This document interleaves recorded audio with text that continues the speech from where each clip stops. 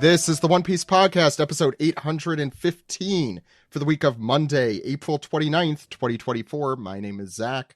And my name is Ed. Oh, right. That's it. Steve will be joining us a little bit later, but we have two awesome guests with us here today. And plus, very special guest translator for One Piece and Weekly Shonen Jump and Manga Plus, Stephen Paul. Yeah, how could I forget? Mm-hmm. You were not the one I was forgetting at all, Stephen. Good. How are you? How's the weather in California? Is it the weather is beautiful. It's wonderful right now. Very good. You know, it was in the 70s here, and I thought I was going to die from heat, which makes no sense. I understand, but I'm just so not used to it. I'm used to 50s, and anyway. Mm-hmm. Everyone likes weather talk, but we have One Piece to get to. We have our musician here, Kirsten Carey. How's it going, Kirsten? Hello. It's going well. Thanks for having me on.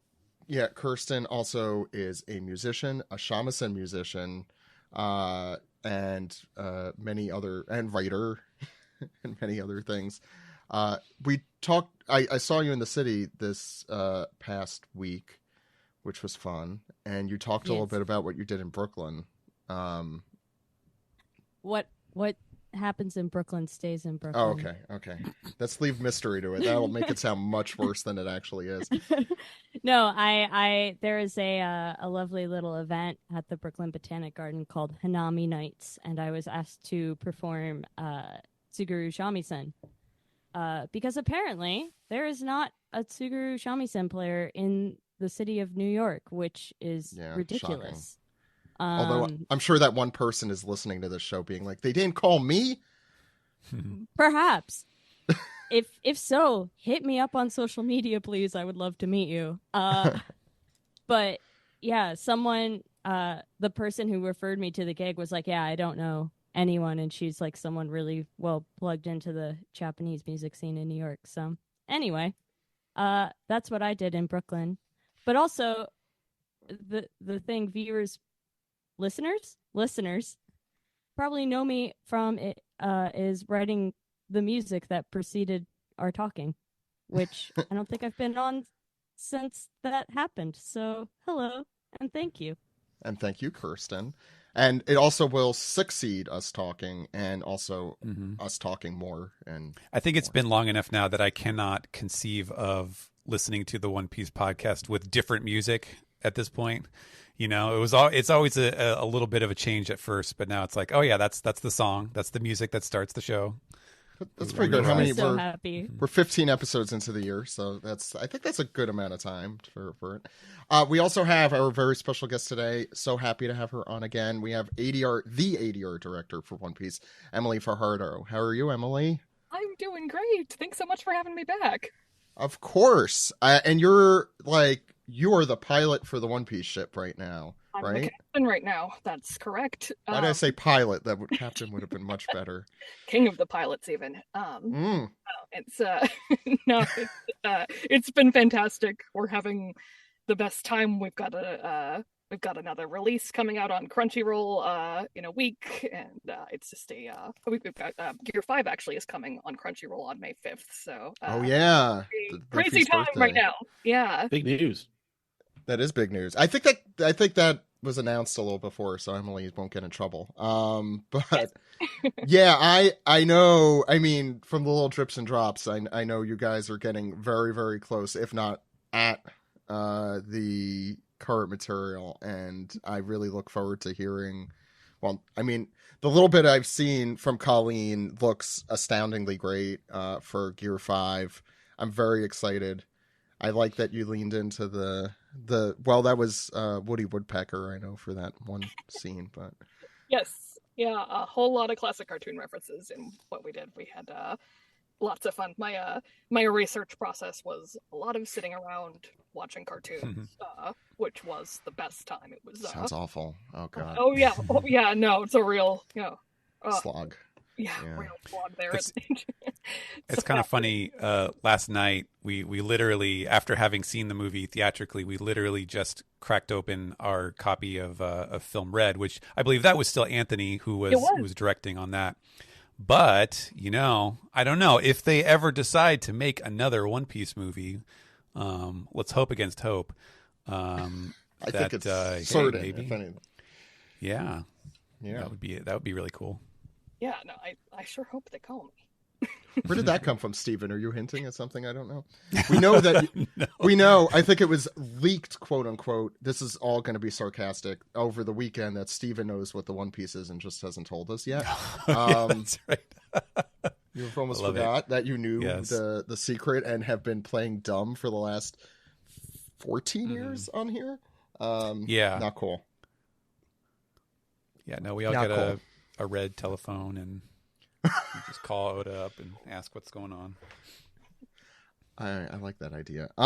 So yeah, and I'm happy that I think the Crunchyroll dub stuff happened since we last had you on, Emily, but I'm happy that a wider audience is hopefully consuming the dub, because it's great. And I think the Looney Tunes references and the classic cartoons references is something that was lacking a little more in the anime. So I'm happy the localization could throw it back in where it should be, where it belongs. Well, thanks. Yeah, we our whole goal through that was just to let Colleen off the leash, let her go, let her go You had her- crazy. You had her restrained? Oh no! Well, yes, yeah. We went. I guess let her off the leash. No, she's phenomenal all the time, but seeing her get to reach her peak along with Luffy and go just so much farther than she's ever gone, even in this role, it was a treat. It was so much fun. awesome. And there's a lot of Gear 5, so I'm sure she'll have a lot of fun. Yeah. Oh yeah, lots of fun ahead. Yeah. Well, I hope she's having fun doing it too. So today we're going to go through manga chapter 1113, which breaks the entire One Piece universe. I'm wondering how much time to dedicate to my crazy what do you call them? Crackpot theories that I got. Because I got a lot, but we'll see how we're doing on time at the end. But we do have some news that I want to talk about at the top that Steven brought to my attention. Do you want to start with the magazine, Steven? Sure. Yeah, we actually just got earlier today the official Eiichiro staff Twitter account showed off some cool pictures and even a little trailer for the next issue of the One Piece magazine, which will come out the first week of June. And this one is Sanji and Zoro. It is the wings, as the theme is, the wings of the Pirate King. And I think it was friend of the show, Melon T, who noted that it's very funny that it says in English, it says Sanji Zoro, and then in the katakana in the middle, it says Zoro Sanji, just so that, there's balance in the force here, since, of course, it's always, jockeying for position. Yeah, so this cover looks like a wedding announcement. It is a wedding announcement. I hope so. I mean, in so many words, yeah. I mean, I don't remember if we mentioned this, but like this is just like, let's give the fans what they want here in a magazine. Like, wow, just Zosan the magazine, I guess. I'm really, I assume it will be lurid and inappropriate. Yes, but it comes with your free doujinshi in the middle and everything. Yeah, no, I mean, I'm sure we'll have a bunch of, they always like to do recaps of stuff, present you with a bunch of information from the manga that is just kind of repackaged in a nice little thing, and there's some kind of poster of all of the times that they fought against each other, all their bickering, I suppose, which is a great touch, and some stickers of like. See, when you said sticker, I thought you were talking about like texting stickers, like a line sticker or something. So these are actual stickers. I didn't know whether they were that or because there's Mouse Sanji. Yeah, Zoro which is the Sanji one I care motif about. sticker. Yeah, they're pretty funny looking. They're not Sanji and Zoro, but the stickers. Yes, so that's exciting. And the one other thing I think in there, right? Yes, well, there's I'm slightly bearing the lead here because it was announced. It's not even real. I don't think it's even in the tweet itself, but they do have a little 30-second teaser trailer video attached to it as well. And that one does say that for the little short story novel bit that they are going to publish in it, it seems like we are done, at least for the time being, with the heroines' stories, which have been going on for a while. And this is going to start a Zoro, a backstory before he met Luffy. And they say it is how he got the name Pirate Hunter. So that's kind of interesting. I guess we'll see if it's any. Yosaku and Johnny to come I was back. going to say Yosaku and Johnny get to come. Oh, that back, would be cool. Yeah. That's nice. what I care about in that. Mm-hmm. So I think the title that the internet was pitching was 44 pages of Kuina falling downstairs. Yeah. Yeah, maybe it'll just be 44 pages of Zoro bloodily slicing Mr. Seven into bits. Seven. Yeah. Yeah, that one. By the way, One Piece won Best Children's for children's series at the WGA. That is not a joke. Yeah. All because that sack with the guy's head in it wasn't soaked in blood like it should have been. Yeah, that was the issue. I mean that is like by far the grossest thing in that show, and the rest of it. I think I mentioned on the show how I wasn't a fan of that. It felt like he was trying to be a little too look at me, too edgy. I'm so cool. Yeah. Edgy is the word. Yeah. There's also news about the V-Ray cards, which I didn't hear about until you told me. They're coming exciting. back. Yeah, this is first week of July, so this will be a little bit later. They are advertising V-Ray card new starter set volume 2, and presumably this will have some egghead characters. It's Gear 5 Luffy on the cover of the binder. Yeah, it's going to come with a binder, and it's they're really nice leaning hard on the Gear 5 coloring. They know the people like it. They give the people what they want. Yeah, it's got a white background and some like sort of lilac purple highlight color there, which is very attractive.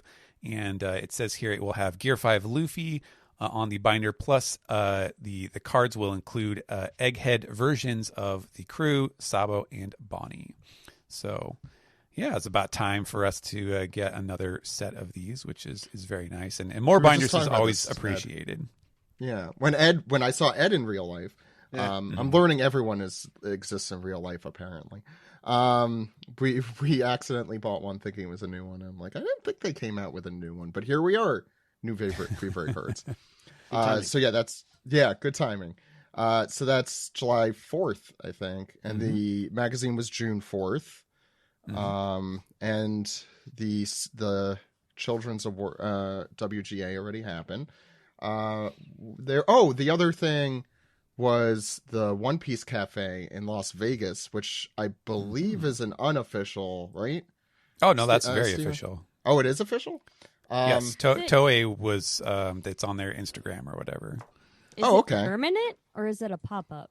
I would assume it's a pop up. I don't actually know like what casino it's at or whatever. But I've seen pictures that they had a soft open.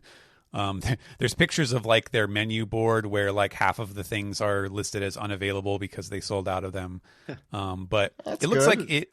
It looks like it is kind of partially themed after the Sanji recipes. Like they have those little like sort of folded back drumstick style things where like the bone sticks out really far, and then there's just like this big chunk of meat on the end, and some other items that I definitely recognize, like the potato, the pompai, like that Sanji makes, and some fruit sandwiches and stuff like that. So it does seem like they used some of the quote unquote official sources that have been published with recipes before. So. You're right. It is. So I want to thank One Piece Anime US, who's a friend of the show. And they posted that it's opening May 11th. It is official. At 5600 Spring Mountain Road, number A. Not really a number, but that's okay. Las Vegas, Nevada. Open Monday through Sunday, 11 a.m. to 11 p.m. Wow. You could go to that cafe. Yeah, you could get a late night coffee, courtesy of Sanji. Now, I wonder, will they have professional cosplayers serve much like they would at USJ or something? I don't know. We're pretty far behind on the themed cafe culture. We really are here in the US. That is Las something. Vegas, there'll be plenty of people who could do that. I was going to say, I love yeah. One Piece. I've been talking about it for 15 years. Not enough to get me to go to Las Vegas. I'm sorry. Well, Zach, you could go to Boston. Did you we talked about the One Piece night at Fenway Park? Oh, yeah. Oh, the bobblehead. Yeah, the bobblehead. Did that happen during the break? I forget. No. It's it came out during the break. It's Wednesday, August 28th. Red Sox versus the Blue Jays. Get your Monkey D. Luffy Boston Red Sox bobblehead. There's also a pregame party with music, a cosplay event, and much more. So, yeah, that's exciting too. That one Boston's closer, and also not Las Vegas. Apparently, that was somebody who worked for the Red Sox who proposed that to Toei, which doesn't surprise me because Toei doesn't know that. Really?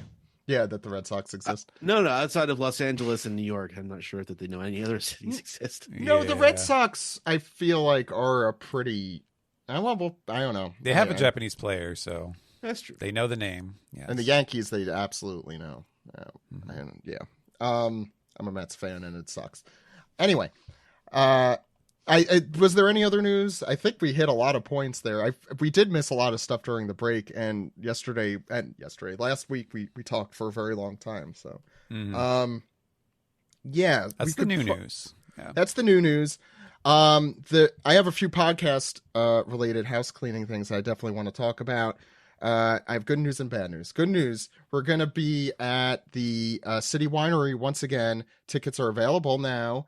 Hoping to do some really cool stuff with that with a lot of the crew. I think a lot of the crew is going to be there. That's on August 25th. It's right after Anime New York City, NYC. Why did I say the whole thing? Anime NYC. So at 7 p.m. Again, that's Sunday, August 25th. You could get your tickets now. When you're listening to this, I'll try and make an easy link for you to get on OnePiecePodcast.com. Or go to citywinerynyc.com, I think. The bad news is, well, it's good news for me. It's bad news for the listeners, I guess, is that I will be having another baby in June, probably. And so I will be off from the podcast for a few months for maintenance purposes. I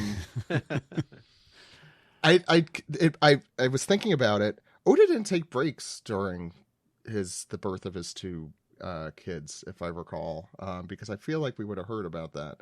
And yeah, probably it would have been before the podcast started, though.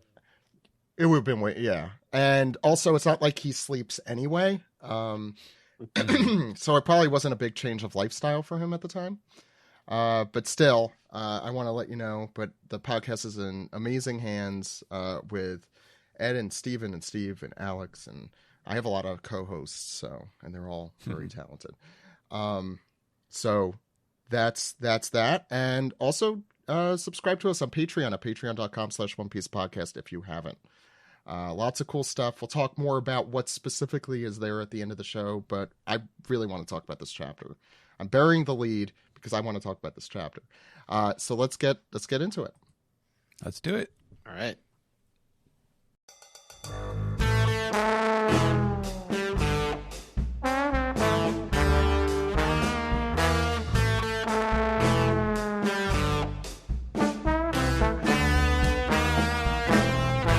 This is the manga recap for chapter 1113, Stalemate.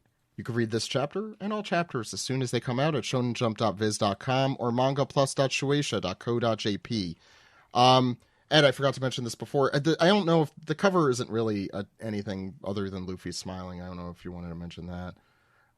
Luffy's on the cover of One Piece this week, but it seems like everyone's on the cover of One Piece. Everyone's on the cover of Jump this week. So. Finally. And, flat colors, no shading. Yeah. No markers. Yeah. Clip art Luffy. A little bit. Could use them online. I'm guessing you guys must have talked about the magazine. I guess they're doing another Vivre card set too. Yes, we talked about that. Yes. Oh, Steve's We're here. doing the intro again. Yeah, everybody. Steve's doing the news part of the intro again. So let's sit through that. No, we have manga to get to. Actually, before we get into this color spread, do you want to read the reader request for it? Or I guess that would be getting into the color spread. Sure. Let's start with that. It's The Straw Hats as chess pieces with Robin as the player by Man Who Loves Yamato. So I know a guy. Like yeah, that. so we through the grapevine. I once knew a man who loved Yamato.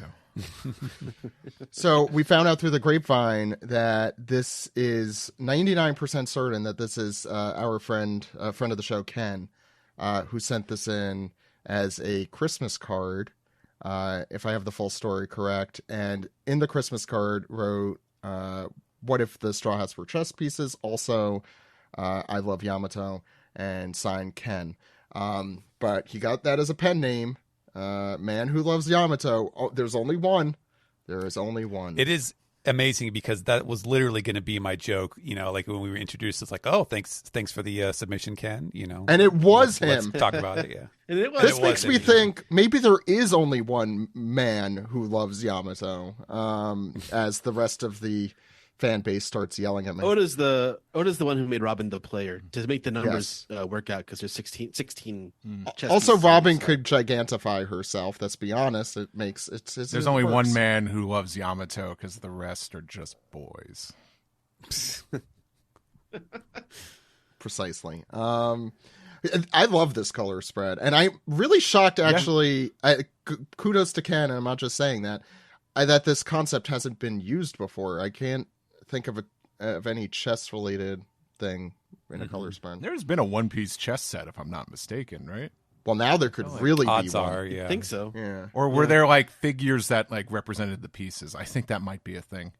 I think that's what I'm thinking of. I think they did it with CP9 as well. Well, that's a good foil to this set. They could have done it for Baroque Works too. I love all of this, but yeah, Steven, go ahead. Really cool thing about this, when you look at the process video that they put up, is you can actually see Oda stop and draw a chessboard and then like figure out where the pieces should be based on the movement, which is very funny. I think that's a great touch that he actually figured out where they should go. It's good. I forgot about the process video. It says the king is a fighting piece, which first of all, no, he's not. Well, no, in this Bold case, I think Strategy that's by Nico Robin. Let's see how it plays out. I think they're saying that in this crew in this game, the king is one. It's Yeah. true. Yeah, Luffy Yeah, wouldn't King want to Luffy- stand around. He would want to. Yeah. Oh yeah, the process video you see Queen- like what the actual pieces each look like. That's very cool. I commend him for doing Yeah. that. He could have just Yeah. phoned it in. Mm-hmm. Yeah. I hadn't seen this until just now, so you're getting my live reaction of it. The Jinbei and Brook are. Let's see. We got what? Luffy's the king, Nami's the queen. Brook is a bishop, and so is Usopp. And the rooks are Jinbei and Frankie, of course, and the knights are Zoro and Sanji. And of course, all the tiny little cute pawns are Perfect. choppers. No notes. No Perfect notes. It is selections, perfect. Yeah. Yep. Go ahead. Oh no, I was just gonna say I don't think I have like words to communicate how much I love all the charging little chopper pawns. Me too.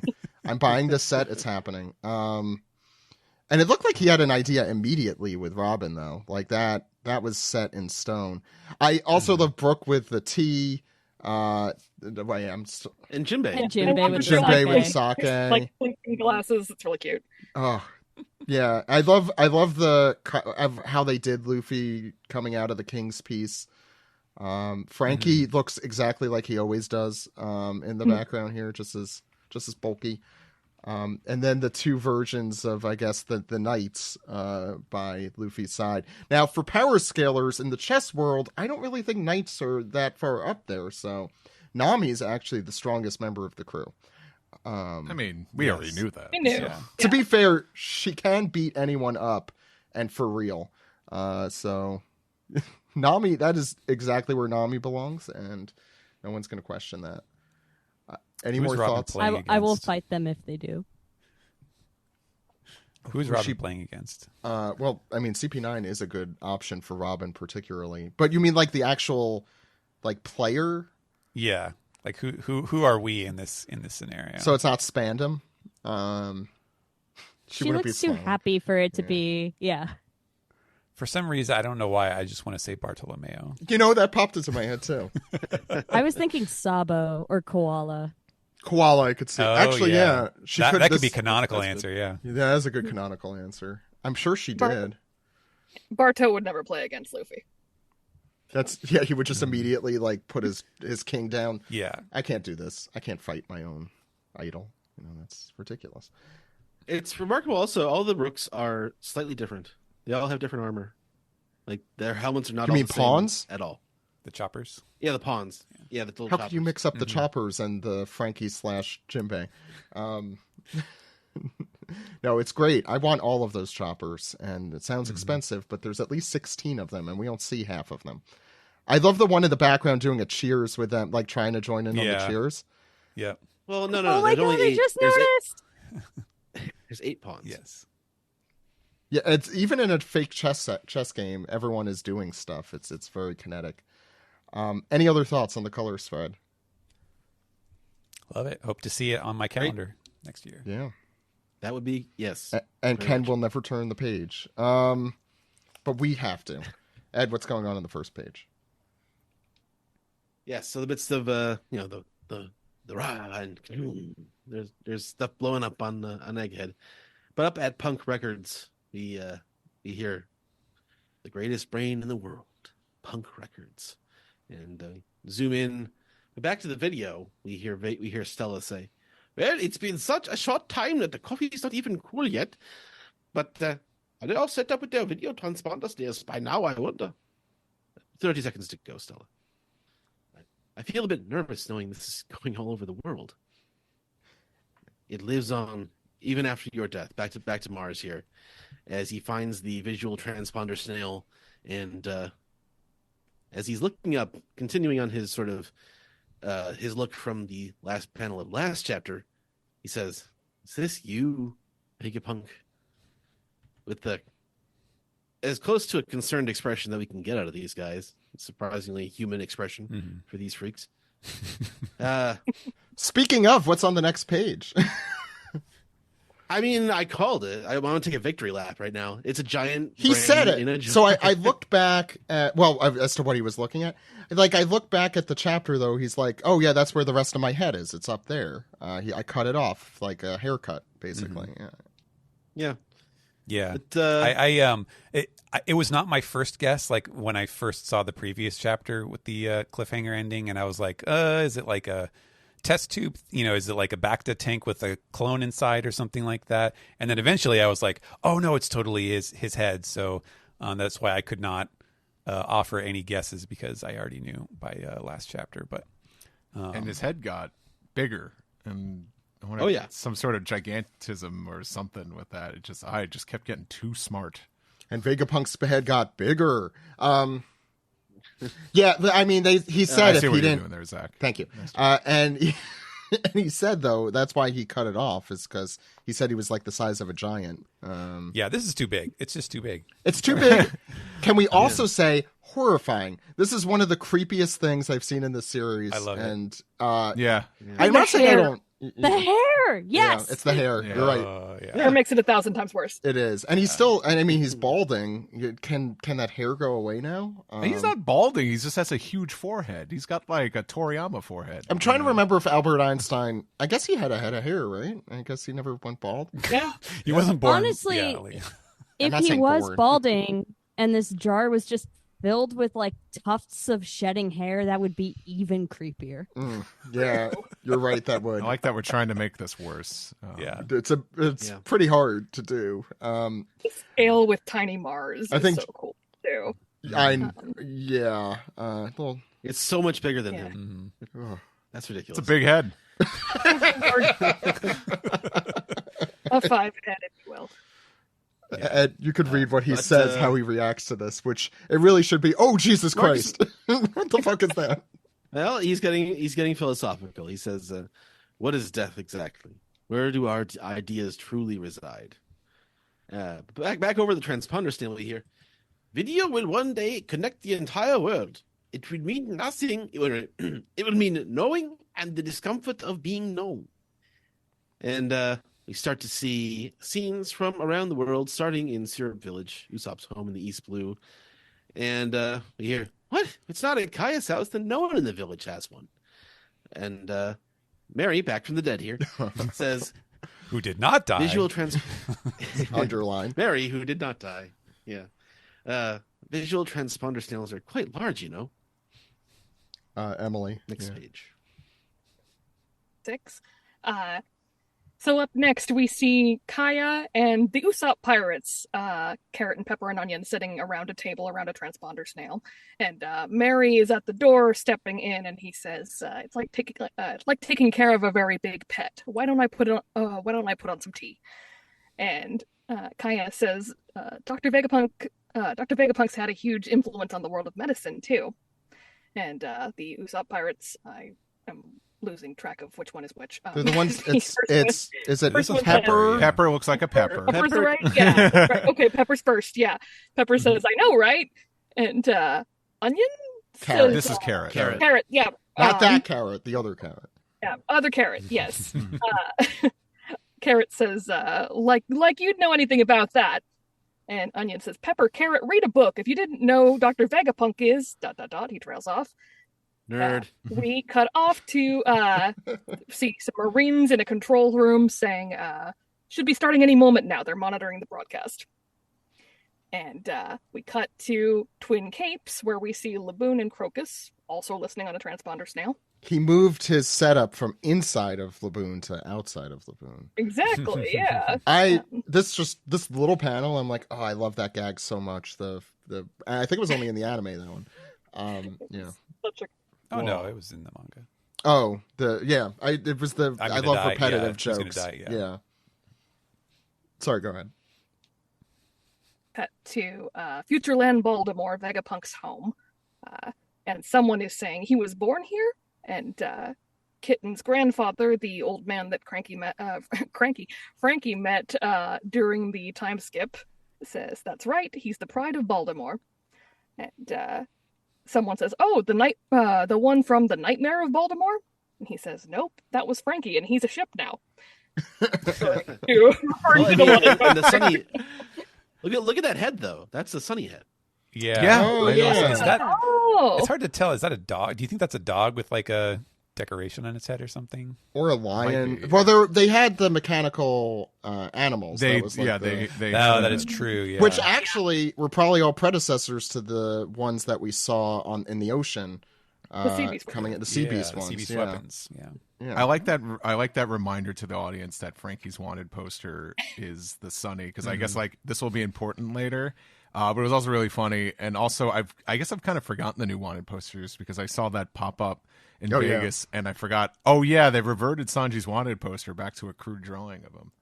Yeah, I don't get that. At first I thought it was bootleg at something, and then I realized I'm like, no wait, that did change. The blaseness of somebody just being like, he's a ship now. Like, everyone believes it because it's on the poster. No, not even that. He's a ship now. Yeah. So the old man goes on to say, "It's been decades since I saw Vegapunk." And then cut to Birdie Kingdom, parentheses, Chopper's training grounds, South Blue. And we see the birds and the Birdie Kingdom tribesmen sitting around, and they also have a transponder snail, and one of them says, "People are talking about the island where Tanukichi is." And bird makes a sound, and another guy says, "Vegapunk's the father of modern science, but many of his advances are used for weapons." I forgot that the gag is that they are extremely smart and that they had that huge library, and don't judge by appearances. Yeah. All right, and then cut to Pirate Island full of lead in the New World, and there's big burly men sitting around a transponder snail saying, "Would you all pipe down?" Another guy says, Vega, whoever is about to speak." And another guy says, "Who? Stop trying to distract me from the fact that you rigged this game." They appear to be trying to shoot the guy. I'm trying to watch TV. Yeah. And so we're seeing more scenes around the world of people listening and watching, and Vegapunk's voice can be heard saying, "Can you all hear me?" And cut back to Egghead, and Vegapunk says, "Test, test." And someone is surprised. I'm sorry I didn't give you more Vegapunk, Emily. Steven. All right, and now we are back to Marcus Mars, who has stepped on the big SSG snail and it reveals that it was actually just a large shell around a regular transponder snail. So he's hearing, the snail's going, "Hello, this is Vegapunk. Hello, world." And he's like, just a regular transponder snail. Not only does he hide it, he fools us with decoys. And now he's getting angry. He's got the go going on. And then we smash cut to him transformed back into the bird, and he has blasted back through the wall of Punk Records and is going, "Curse you, Vegapunk!" as the message continues. "Come in, world." And Shaka reminds him it's a one-sided hijack of the wave, Stella. "I know that. Well, in that case, let's get this message started." So, at long last, we have finally got to square one of the message here. We're ready to find out. And the crowds around the world are cheering, "Yeah, it's about time. What's about to happen?" And we see, again, I love the attention to detail of like all the, you seeing different times of day as we go around the globe simultaneously. And there's a little child like coming out of a tent going, "What is it?" And then the mom and dad at the campfire here are saying, "Go back to sleep. An old man is talking." And a very important man is going to tell us something. And now Mars, who is flying around, they're having their weird telepathic conversation here where someone is saying, "It's not stopping, Mars." And he says, "I'm sorry. Vegapunk has concocted a robust security system to prevent the transmission from being stopped. You see, he placed the snail in a smaller snail, and it fooled me. It's a very robust security system." No, he can't tell where the actual video transmission is coming from. He says, I don't know what he knows or what he intends to say, but York claimed that he had carried on O'Hara's research." As we zoom out to the ship's view of the entirety of Egghead, which is, of course, just exploding and on fire and in terrible shape right now. Was anybody else surprised that he did not step on the snail to kill? I think that was an accident. I think that was an accident. No, I think he did do that, but I think just for the purposes of the story, the back fell apart. Yeah, it wouldn't stop anything to smash the other snails. So. Yeah, might as well murder some snails. I just can't imagine. He's been talking about how all our beloved main characters are insects. I have a hard time believing he shows mercy to a snail. Yeah, maybe it was just a little too much for... I mean, I don't want it. I'm just saying I was surprised by it. Plus look how snarky that transponder snail is anyway. Yeah. Look at that. I mean, I'm happy that it survived. Although when he's pulling up like and turning into his beast form, what is exploding there around him? I think he's just shooting out through the wall. Because now he's outside. Oh, okay. That was not clear to me, but you're right. Yes. Mm-hmm. Why did he just give up? Why didn't he destroy the brain? The big brain is winning again. Anyway, yeah. Steve. Sore losers, yeah. Alrighty. So we cut to the other elders. Two of them were just full beasts, so it's just funny little shots of close-up shots here. And one of them is saying, so he refuses to go out like Clover, eh? Does he mean to avenge O'Hara's loss? As we all flash back to O'Hara's loss, and we see Clover getting shot. One of Zach's least favorite panels in all of One Piece. That and like Luffy stuck between buildings. That one actually is high up there. Yes, it gives him trauma. But Agita, I think. And one of them says, "What is it, Vegapunk?" And we see the body of Vegapunk.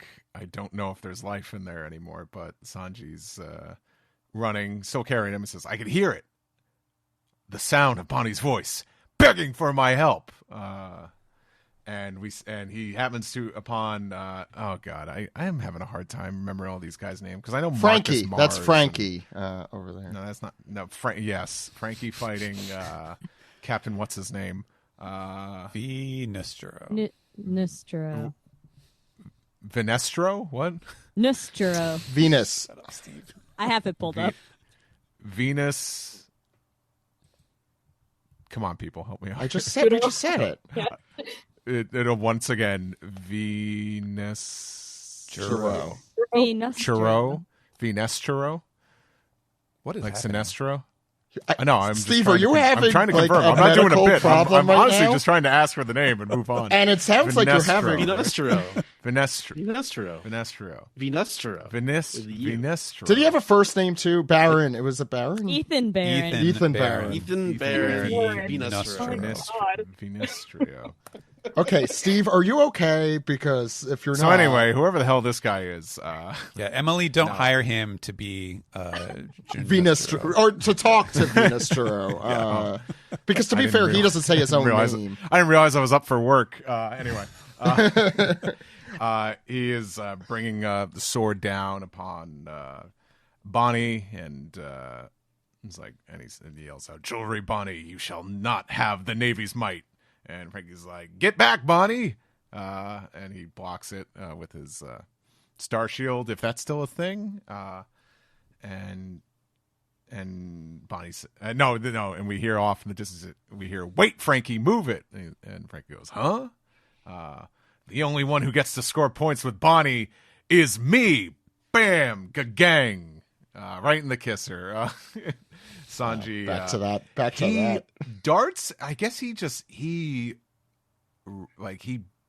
blocks the sword strike, and in doing so, bounces up from there and kicks him in the jaw. Ministrio right on the We said right it 8,000 times. Oh, okay, Zach. Why don't you try saying names Venestro a bunch of times? Yeah, that's true. I'm very good at Japanese, as everyone knows. But how big is that guy's head? Jesus. Like, Sanji looks tiny. They're all huge. Guess. Seems like some old man. Go ahead. Sorry, Steve. You have. It's like it's like his middle initial is V. Oh my God. Nujiro. Yeah. I feel like I'm in hell. They're just silly names. I can't help it. Yeah, we know that. So he kicks the silly man. And Sanji says, "Did you think the elderly get special treatment? This is how pirates fight." And this man's face is literally a flame. You know, it's just, he is on fire. Do you think the elderly get special treatment? This is the United States of America. And he just kicks him straight up the chin. Okay. And that's it. Kirsten. Okay. And then our excellent elderly friend Ethan Baron V. Nustro. Not looking at the Wikia. Transforms his head back into the freaky spectral horse thing and just chomps right down on Sanji. And Sanji goes, "Ah!" And then we hear crack. And Bonnie looks on and says, "Sanji!" And then Vegapunk, "Oh boy. And then people looking around like, "Oh, he's starting. I have committed 2 sins." We're in a western town here, it looks like. Yeah. I was just trying to look. Okay, go ahead. I apologize for my Vegapunk on this incredibly important spread. Then we go to Oimo and Kashi fighting down Nostro. And Kashi saying, "Hold it down, Oimo!" And Oimo saying, "You got it, Kashi!" And they're just trying to basically wrestle this giant freaky spectral horse to the ground. I'm just noticing, sorry, so with the spectral horse in that first panel, is his human head a flame and the horse is coming out of his chest or something? Like Oh, that's terrifying. Yeah. and he just has a human. He just has two basically human a centaur. hands. He's basically a centaur. No, with also also the horse head. Yeah, like double head. there. Oh God, that's awful. I love it. It's so cool. Well, Yeah, shoot. we I did love not different notice that things. before.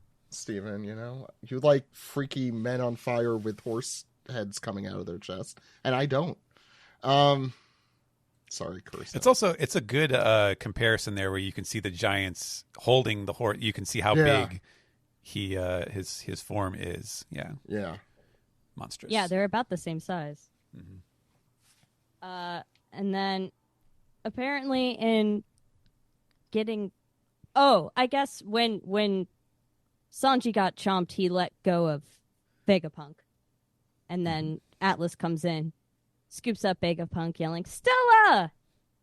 Bonnie... Stella! Like that. Stella! There it is. Bonnie... Have we had that yet? I feel like we haven't had a lot of yelling for Stella. Okay. Should we do it a couple more times? No. So that we get we it out got of our it. system? We have enough Getting repetition for this episode. All these ideas for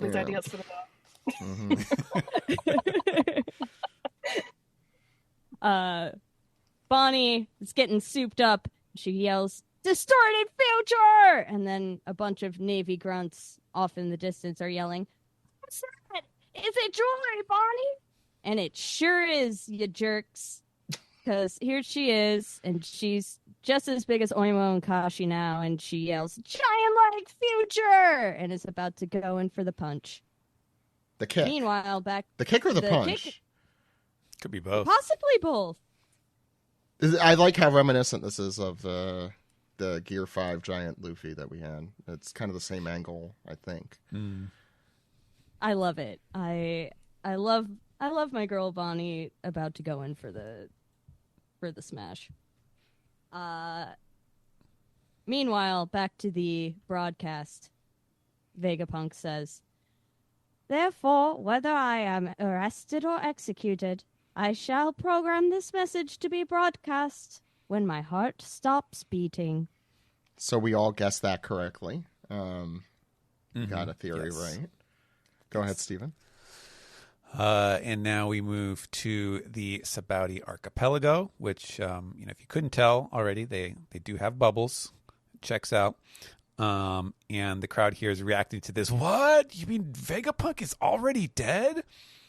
Which is a really interesting way to see their reaction. Because, we all sort of suspected this, but of course, all these people around the world who are tuning in, they have no idea what the context is of what they're about to see. So this is coming as a shock to them. And then we go to the none other than the Life is Rosy writers. Here's Duval. And he's saying, "That can't be right. In the news this morning, it said he was being held hostage by the Straw Hat crew." And from there, we head to Germa 66. We can see their familiar kind of weird, wacky Disneyland-looking castle. And Caesar Clown is with Vince Smoke Judge with their, what was it, Neomads? Was that their group that they set up? Their newlywed group that they created. Yes. That's right. And Caesar is going, "Huh? You gotta be kidding me. We're here trying to drag you off your ivory throne and you. He's doing his best monarch there. He's furious that his arch enemy has apparently perished on his own and robbed him of a chance for revenge. And now I'm just thinking of Vegapunk as Doc Venture, but it would probably have been Senior, let's be honest. But yeah, go ahead. Yeah. He's too capable. Similarly outraged is none other than Big News Morgans, who we don't even see his background. It's just a cut in on him where he's saying, "You can't just give away the entire story to the story to the entire world. How am I going to sell my papers?" Which really made me laugh. That was a very funny. It's also true about the newspaper being eaten up by new media. Mm-hmm. So, yeah. Yes, yeah, like he was saying, a video will change the world. We're all going to killed the newspaper star. We're all going to pivot to video. So Vegapunk's message continues. "However, I want to make one thing very clear first.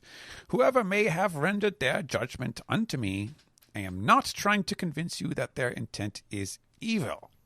I will not apply the labels of good and evil at all, in fact. Meanwhile, up on top of the Labo phase, we see Saturn from a distance in his spider form, closing in on the crew as they tell him to go away. And Vegapunk continues, he says, I will not apply the labels of good and evil at all, in fact, because I understand too little about him to begin with. And Saturn is growling, Vegapunk. And he says, move, I have no time to deal with the likes of you. As we see, the crew is there. Brook is rushing over. Usopp's got his Kabuto. Nami has her Kleem attack at the ready. And Chopper looks like he's pushing the little hover gurney here with Robin sitting in it. And Robin is thinking like that voice. And then we get this is actually a flashback. I had to go back and make sure. I was like, yes, this is actually a line. The voice I see, that is quite an audacious hypothesis. This was the thing that, presumably it was Saturn. We didn't know at the time. Who says in response to Clover's, setup about talking about the ancient kingdom and whatnot. And in the present day, he says, Nico Robin, the woman Akainu let slip between his fingers. The man is soft. And Robin is shocked by this. The five elders. So she's coming to the realization of what it is now and what she heard before as well.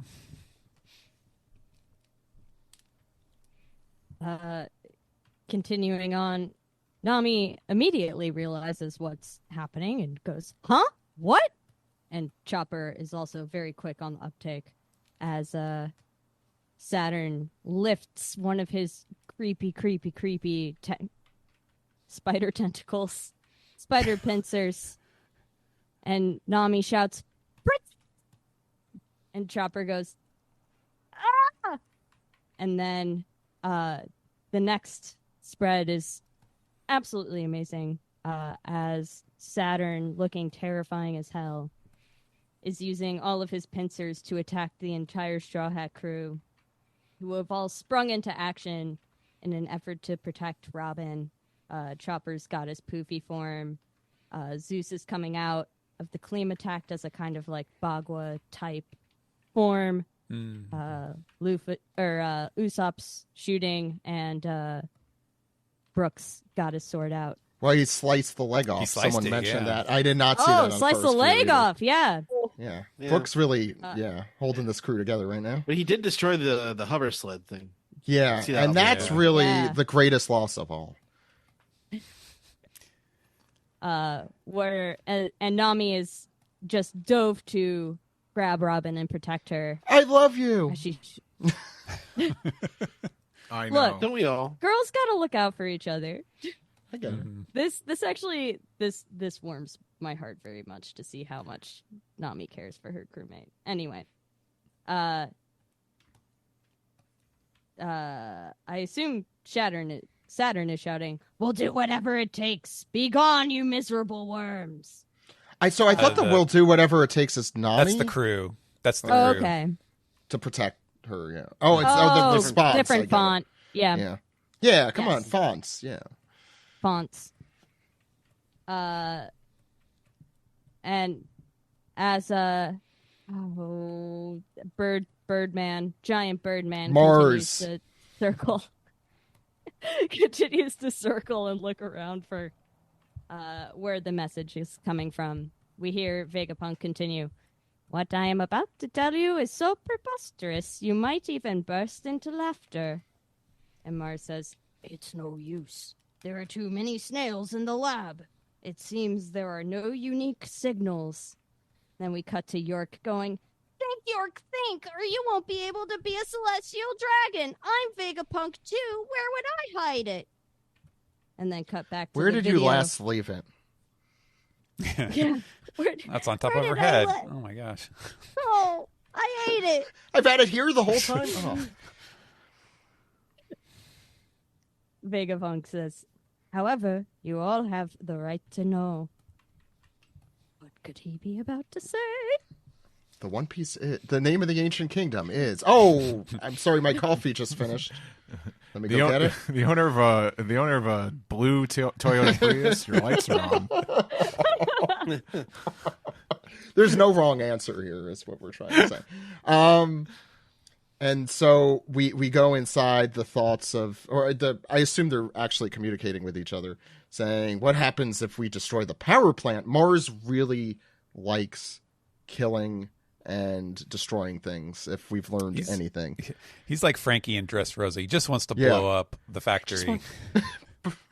And he never did. So that's bad news for Mars. And then we have Saturn saying, don't. We can afford the loss of all the ships and sailors. Who gives a crap about them on the surrounding the island? And this is Warcury, right? See, I remember the name. But no one will be able to create the Mother Flame anymore. And we head back to Vegapunk. I really like this shot of him with his ridiculously dopey eyes, saying something that will change the world here.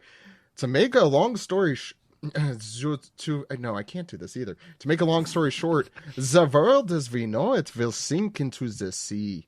And we see a how do you describe the rays of light coming from the sun peering through the clouds, as we get a very far shot of Egghead Island here, just with the in the foreground, the waves menacingly threatening to rise, as we cut to a bunch of random Marines also hit by sunlight.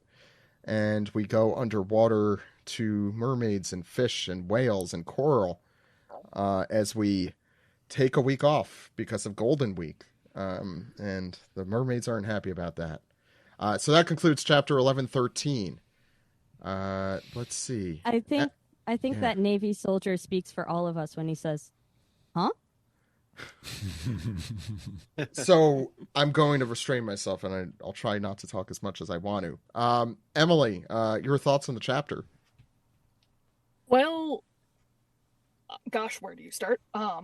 This is, this is such a huge moment. This feels like, it really does feel like the final saga with this reveal, especially. Seems like it's going to be the ultimate threat that everybody faces. I know there's been a lot of talk about who the final villain is, who we're going to be fighting, but I'm so excited to learn that we have also this looming huge danger right in the foreground of the story. It's so it's crazy to think about, crazy to think where it's going to go from here. I'm so fascinated by, all of it, and I'm really interested to know what the anime is going to do with the reveal that Saturn's the one that said that line about what is it, that's a bold hypothesis, because it's more in the anime. They goofed. I completely sympathize with the process when we don't know what's coming in the story, when you're adapting something. But I think that's really funny. I'm curious to see how they handle that. But this is just such an insane reveal. I can't wait to see where we go from here. Been foreshadowed since Water 7. Yeah. The Aqua Laguna. Oh no! Before then, even we were talking about this a bunch on Discord.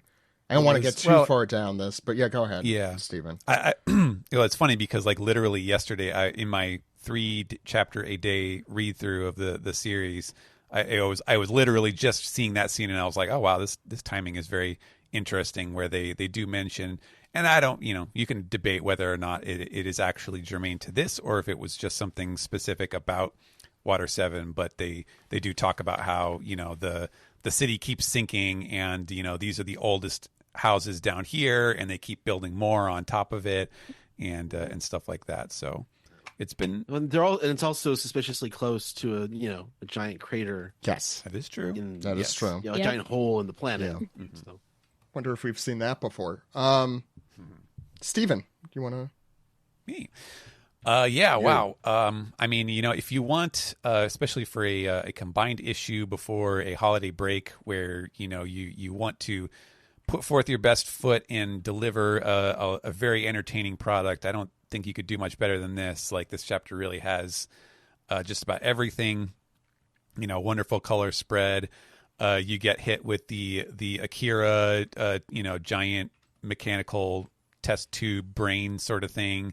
Very, very creepy and ominous, which I do love. Just highlights the truly grotesque angle to the concept that Oda set into motion by having his brain grow with everything that he learns. I really love that image, and wonderful. To get to see more characters around the world reacting. We've seen a bunch of them over the last couple chapters, but that we get some, even some more here is always a treat, of course. And, you got some good action between, Sanji doing the uppercut kick on V. Nestero and Bonnie, going giant mode. And, of course, the crew coming together to protect Robin, a great way to give them all something cool to do at the same time that is, not just like impressive and impactful, but also very, very heartwarming and very much about the bond that the crew has. The reveal at the end was quite surprising. It's a great chapter in the way that, like, you can tell it's building up to something. Like, maybe there was a world in which they, Oda could kind of tease us once again and have them destroy the thing right as he's saying, do another Clover, and cut off Vegapunk's message. But no, we're too close to the ending. Like, we need to get into some of these answers, and so you can really feel it kind of building up as you get more and more of Vegapunk's message. But I'll be honest, like, this reveal was not really the first thing that I would have expected to hear or to find out. And I don't know. I don't really have. I'm not going to say too much more because I do have to give a disclaimer here. That and I've mentioned this before, but when we do have these combined issues for the holiday, Jump's standard practice is they will make the next issue in the following week. So they don't take the break first and then work on the issue after taking the break. They make the issue and then they go on break. So instead of being 1 week ahead, we're all 2 weeks ahead. So I have seen the next chapter, so I don't really want to speculate or to offer too much more of my thoughts about this at this moment, because I don't really want to. I don't want to give away any hints, and I don't want to push anyone away from interesting speculation that they may have right now. So I'll hold it at that. But it was a very. I do love the execution of this last page with the. Pulling out from the island to really accentuate the sea and to kind of put it into slightly more perspective that we're talking about a worldwide thing here that is not just on one island or one place. And it is very kind of, there's a certain level of hauntingness to it, which is very fascinating. And I will cede my time. Kirsten. Yeah.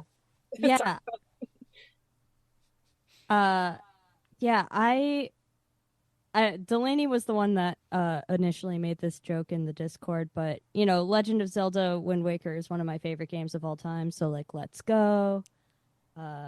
Love a sinking world.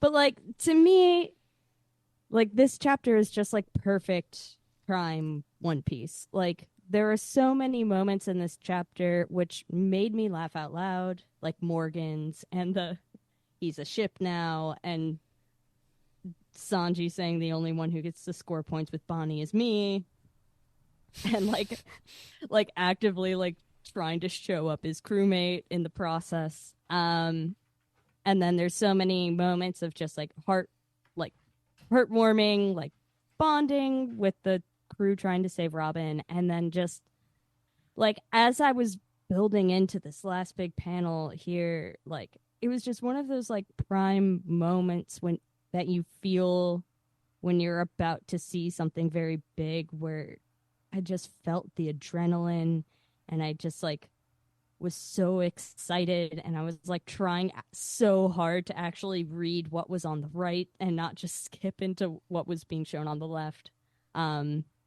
Incredible. It was an incredible chapter. I definitely did not see it coming. I sort of, because Vegapunk specifically says I understand too little about him, I assumed that it was going to be something about the empty throne or about the nature of the Five Elders or something, or the Void Century.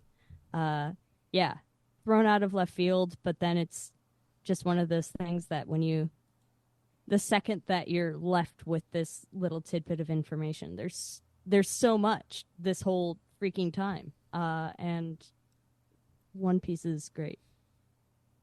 And that's all I have to say. I'm glad you did single out, because we didn't stop to talk about it. I understand too little about him. Oh yeah, I'm curious to know. Did anyone else have any thoughts about who that's referring to? I assumed Emu. I thought either Nika Joy Boy or Emu or wait, there was someone else. I don't know what the name of the ancient kingdom is. The third option, I guess, is just someone we haven't been introduced to yet. I mean, with that, I think of when Ace name drops Sabo and Dadan in Marineford. For those of us who've been doing this forever, we remember, it's like, who are they? That's true. Who could they be? Who are these mysterious characters? And it would alleviate any potential complaints of retconning if that is the case. Yeah, I have a lot to say, but I'm going to hold back. Yeah. My assumption when I saw that was that it was talking about Joy Boy, and the reasoning for that is, and this might have something to do. This might be something that sticks out more to me just because I was looking at the Japanese.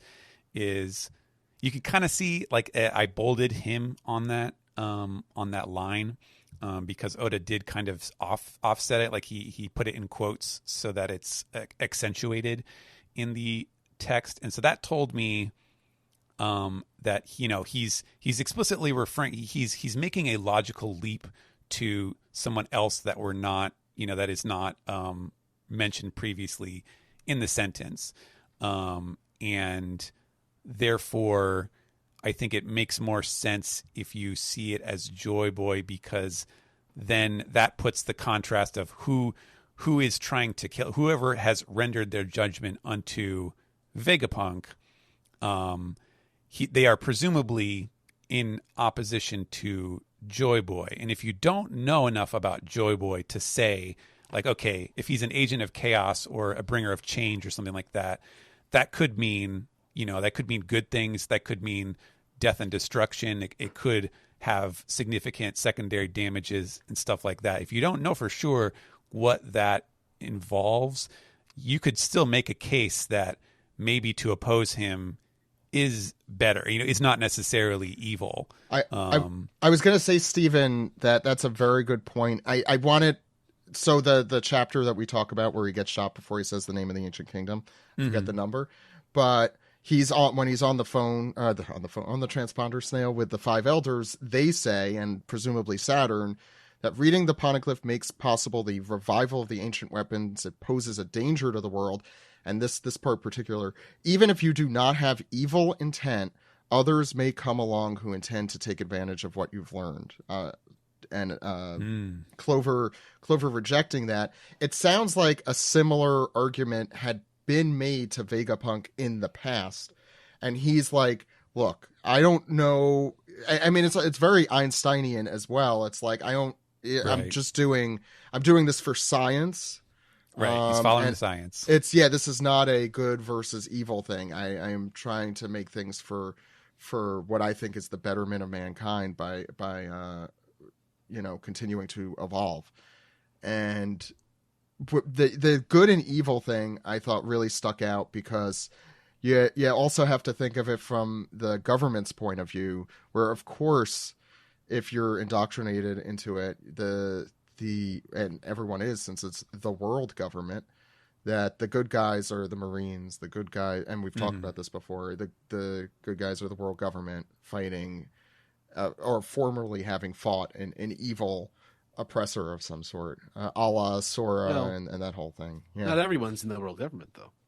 No, but but for Vegapunk, he obviously had sympathy, certainly because of the money they were giving him, but he's not someone who's like choosing sides. He's just doing the thing that he wants to do. And I don't think, if you're born in this world, in the One Piece world, you're not assuming that your government, when you're just born into it, your assumption is not, I am being controlled by an evil puppet of some sort on a throne. Right. Yeah.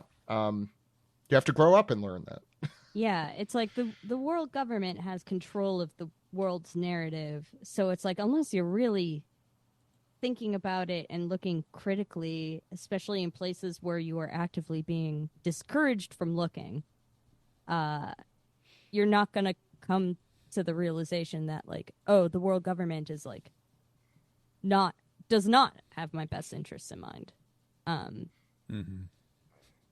It's very ironic and funny that we're seeing this message from Vegapunk that, he doesn't want to say anyone is evil right after we've seen him get killed by the most evil looking monsters you could ever imagine. Not just evil looking, evil incarnate generally. Yeah. Like I was thinking like, what if they are the good guys? But then I thought of everything they've done and I'm like, there's no way in hell they're the good guys. There's like no, like that is their narrative. In it, but I thought that was interesting. I feel like the way these panels are set out, it is actively kind of disputing that. Like, in case you have that thought, it's like, no, these guys are evil for sure.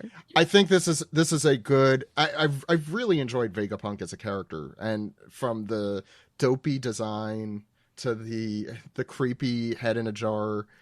By jar, I mean gigantic skyscraper floating in the sky.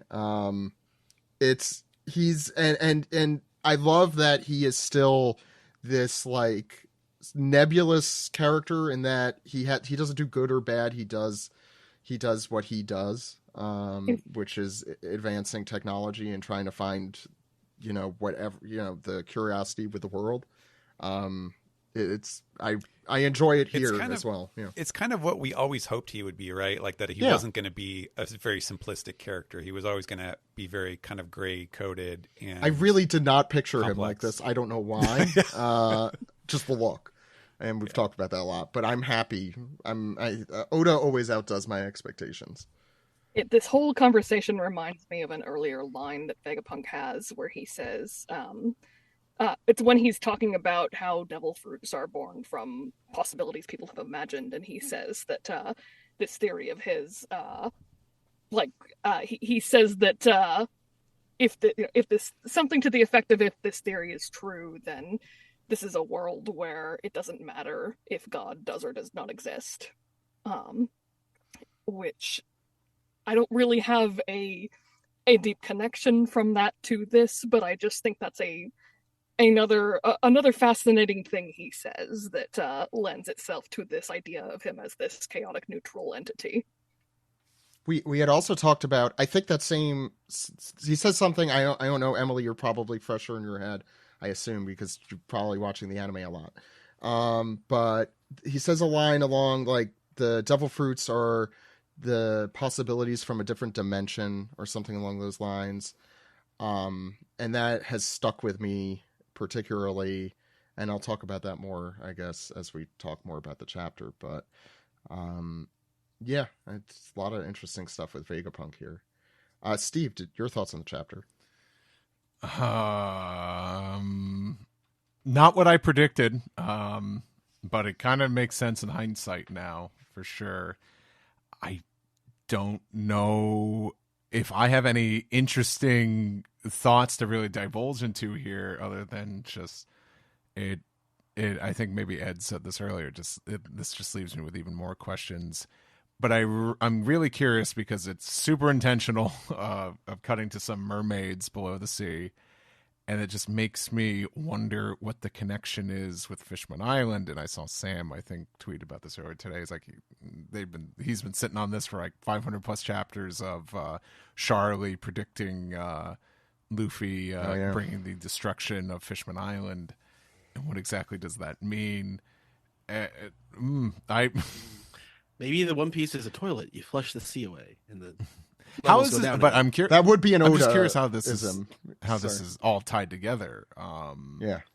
Well, it looks like there's cool irony. The sunbeams are coming down in the last scene where like it's the dawn. That's the dawn. Yes, the breaking dawn. Mm-hmm. But it does also kind of look like the mother flame, right?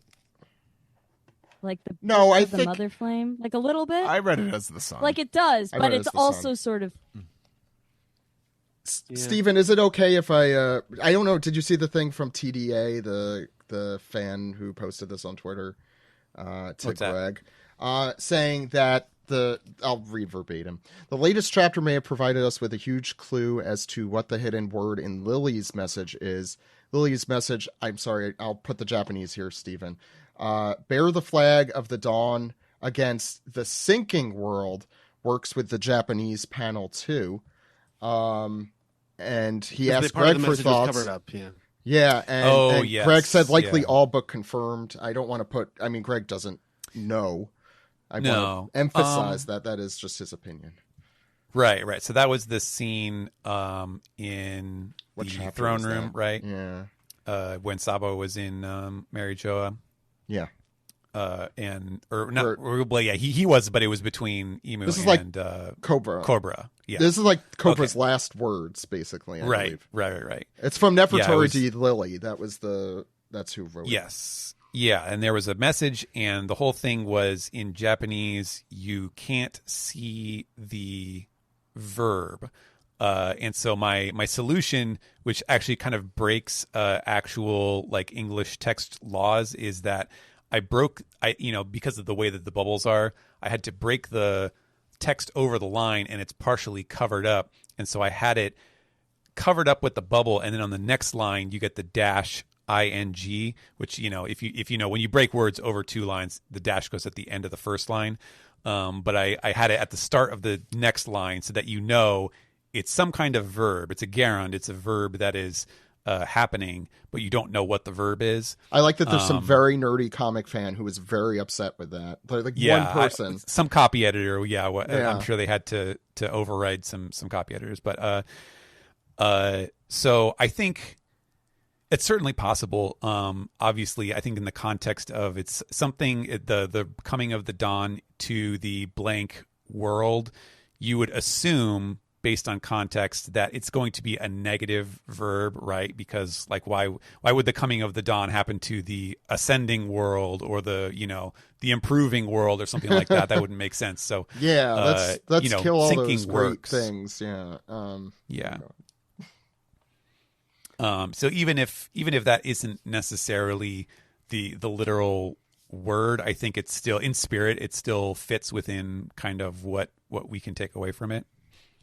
And that comes to mind just because you were mentioning that last panel. And I mean, the Mother Flame, it might be trying to be reminiscent of the Mother Flame. I don't think it actually is that. Oh, yeah. That's what I meant. But it seems to be, and Kirsten, I think you mentioned, you responded to it when we were all talking about it before the show.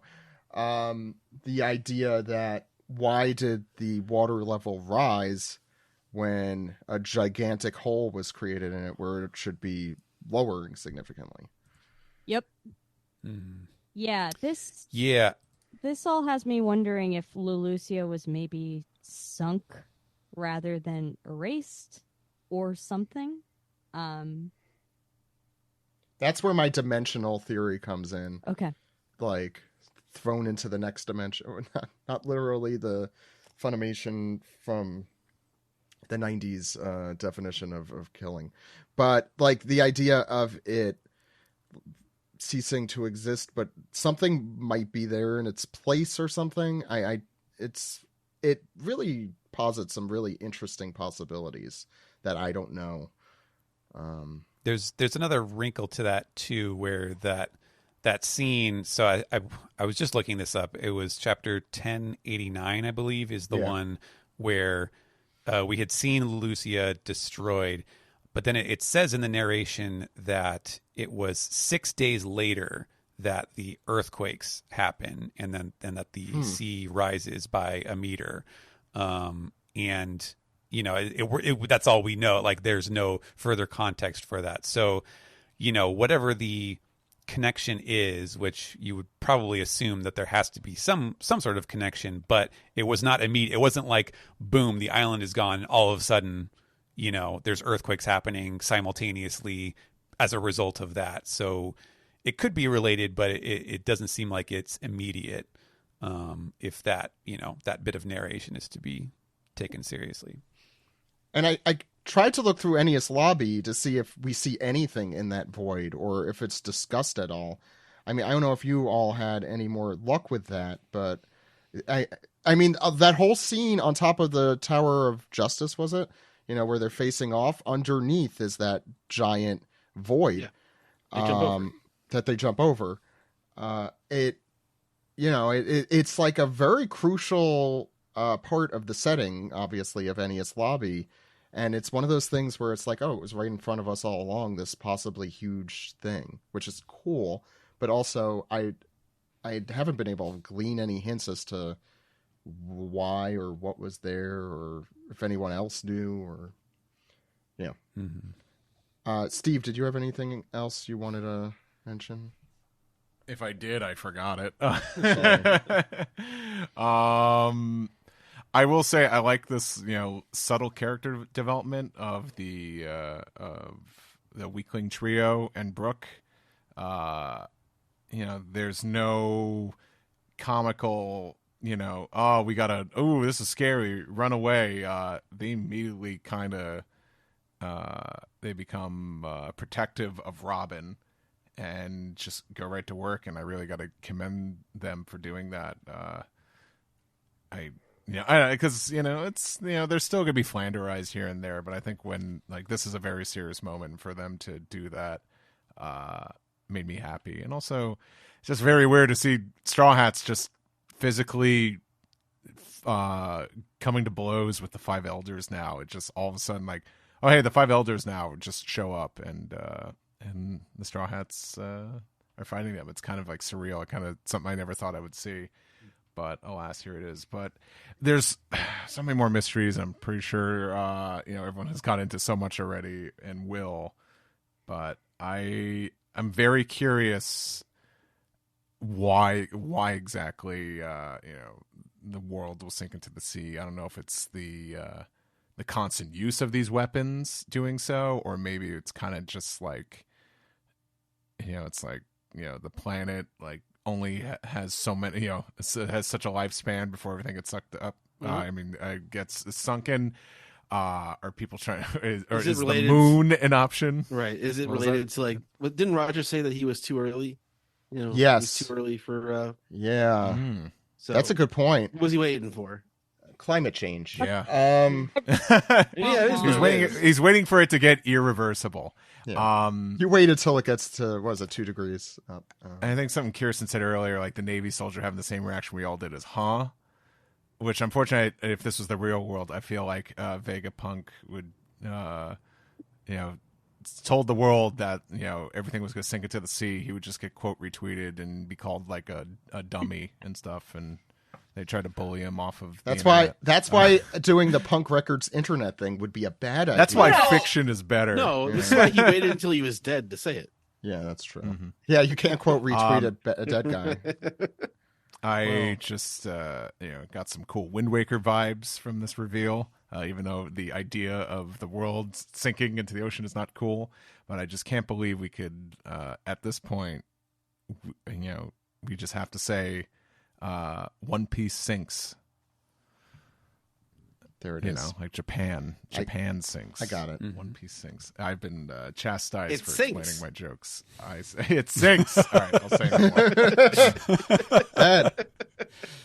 I don't have that much to add at this point, but I just want to point out that last chapter was an exercise in putting everybody into despair, putting them into a bad position, and this is the chapter of turning the tables on the elders, and Mars breaks the shell, and there's just a smaller shell, and he can't actually stop the message, and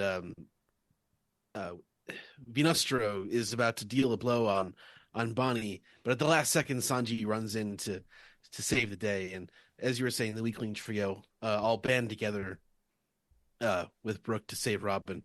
And actually, the only people who really aren't in this chapter, Straw Hat wise, are Jinbei and Zoro. They're still running back from fighting Lucci, I suppose.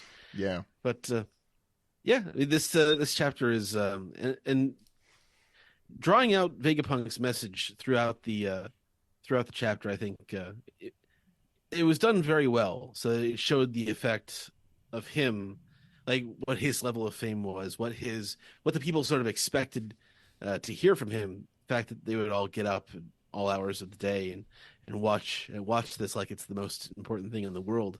It shows the sort of the influence that he's sort of this hidden power behind the world, and people are going to listen to him.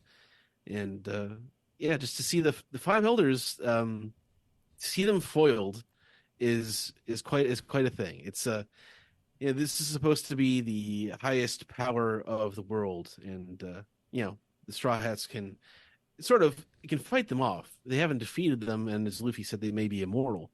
So there's still an element of escape here. And once again, I have to point out that the giant robot that was activated 2-3 chapters ago now still did not appear in the manga this week. It's like the McDonald's, or it's like the no accident in this many days. That's what it is with that and the robot, and it should be. Yeah. That's all I got. I have the massive curiosity of I've been beating that drum since the beginning of the podcast, basically. This, there's something about this world that's abnormal, and it makes sense now that the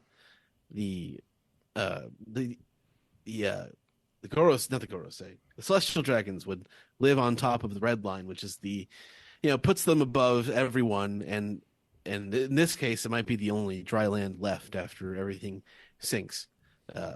So that sounds almost on purpose. They would be the only ones left, and I guess the goal of the Noah, or what Joy Boy's plan was, however many years ago, hundreds of years ago, that was that Joy Boy is going to foil that plan, and he apologized maybe that he couldn't.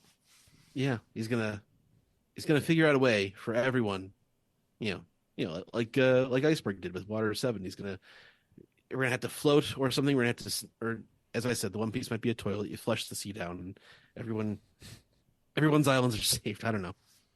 I have to look back, but was Fishman Island was actual land within a bubble, right? Or two bubbles? Like, could that have been? So if Lelouch sank and displaced the water, and that's what we think, wouldn't Fishman Island maybe have been former Ennius Lobby, something like that, or another former place that got shot Fishman down? Island is directly below the red line. The red isn't line. It is, which is a weird. And it gets its sunlight from the eave trees, the sunlight tree. Yeah, which is not sure how that fits in. I'm sure it does. I mean, the fact that Elbath probably has the partner tree of that, I think lends some credence to it. Ed, did you have anything else? I don't want to railroad more. That was pretty much it for me. I want to pick up on a few points Ed said, because they were well said. I think Vegapunk has kind of become this beast of the Five Elders' own creation. I don't think he would have the status or the ability to command respect from the world if not for the world government. To the point, and he has been famous. And I think the fact that it took so long for us in the story to see Vegapunk we've been waiting for him for over a decade and a half or something, at least, maybe 2. So he's been famous to us as readers. and he certainly is famous to the people around the world, and I think that's a very believable thing.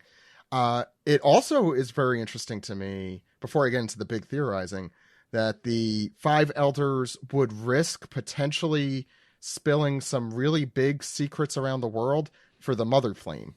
And that, you know, they're discussing it, but it seems like it's somehow a pretty key to their plan then. Well, yeah. Right. Yeah. And from the thing that TDA, and depending if you are bearing the flag against the sinking of the world, meaning you're trying to prevent sinking, then why is the world government, why is the former enemy of the ancient kingdom trying to sink the world? And why is that more important than everyone around the world knowing that was going to happen? It's some really interesting questions that we couldn't have asked before this chapter. I think, as said, I love how almost understated this reveal is. It's not like, oh, look at this new transformation. Oh, look at this, we learned the name of the ancient kingdom like I wanted. It's a very understated joke. Reveal where you just get the placid waters, or maybe, they don't look that turbulent waters around Egghead as it's in flames. It's like a peaceful moment where you're finding out this potentially really dire thing about the One Piece world. I think it's super interesting. There were a few points I want to make about the chapter that I don't think were made. I'm just trying to find where they were. And now I can't find any, or think of what I wanted to say. The other things I wanted to mention, though, were just like the hints and the breadcrumbs we've gotten for this, and yet none of us picked this up, over the last 27 years of this manga. I mentioned some of the conversation with Clover and the five elders. I think his idea as to what the ancient weapons were and what they were used for is super interesting. I was talking about that evil versus good thing, and while it is definitely true that the world government is very evil, it's not always as cut and dry as that. There are people in the Marines that we've learned, Garp and Sword, that aren't quite that there are people who are idealistic. And then on the Ancient Kingdom side, we don't really know the motivation and anything other than they were somewhat futuristic.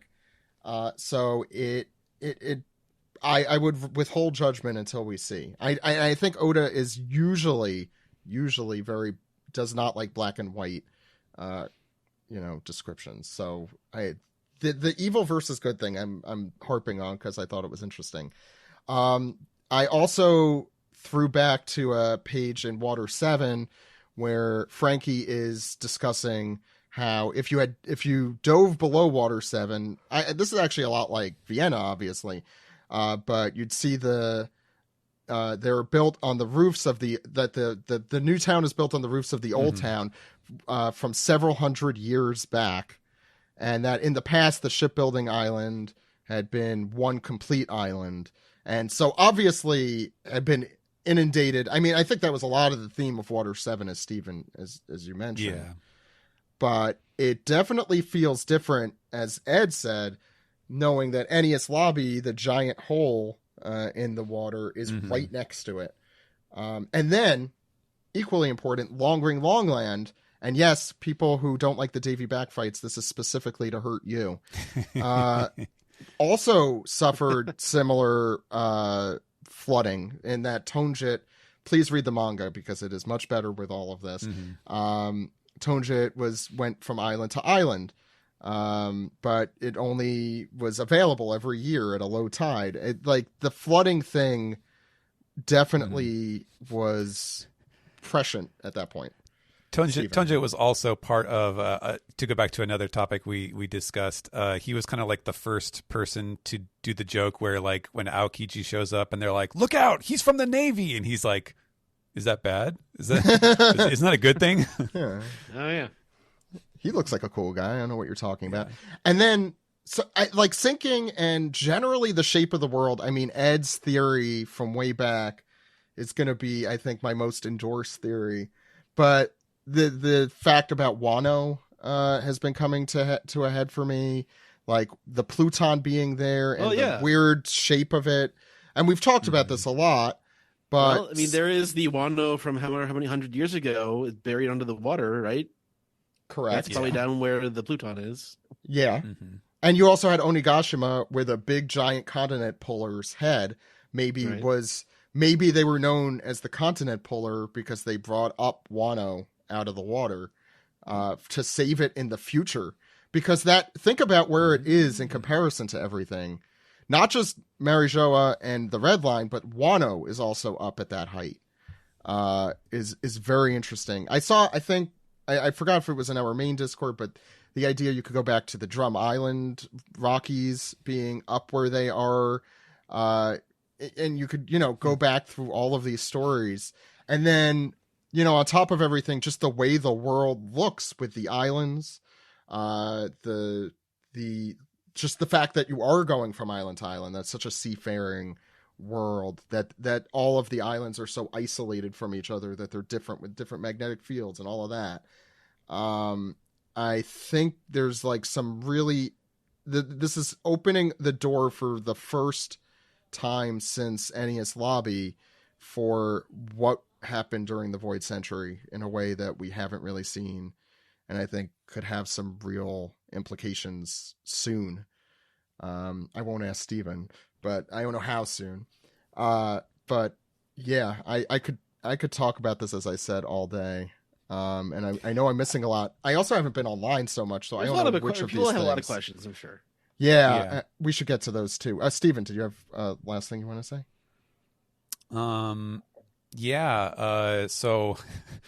So when Dr. Vegapunk talks about rising sea levels, everyone will listen. But when former U.S. Vice President Al Gore does, nobody cares. Oh, U.S. Vice President Al Gore. You were never popular. Okay. I guess the other thing I've been sort of thinking, like I was doing some light Googling on Atlantis today because I was... I don't know. I was thinking a little bit about like what,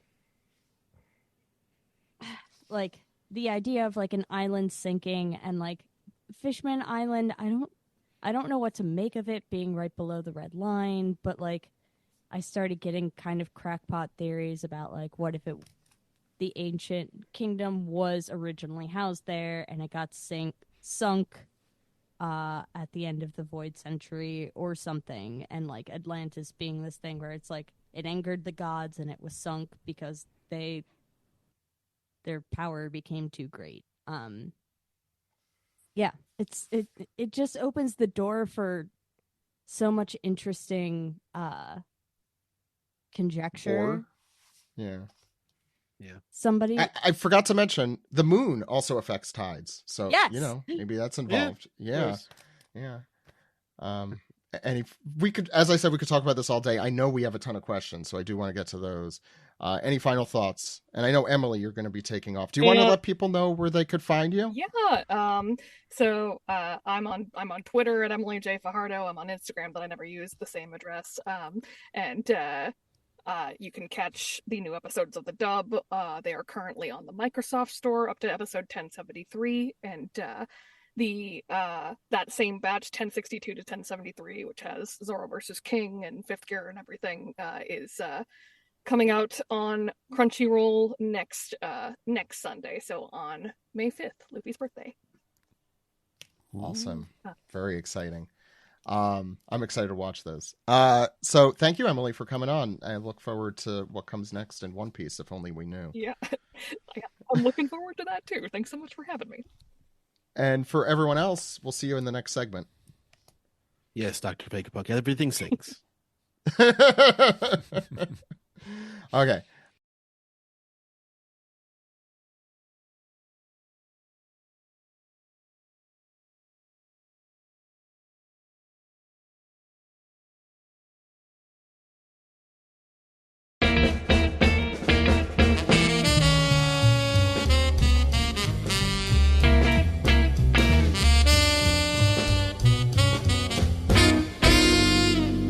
This is the Piece Together segment where we take your questions, comments, theories, and then read an inconvenient truth to you. I don't think that's right. Anyway, Ed, we're going to actually, before we get into the important stuff, the disc piece, we have some unfinished business here to do today. Yes. And that is, you could do the jingle if you want. Email.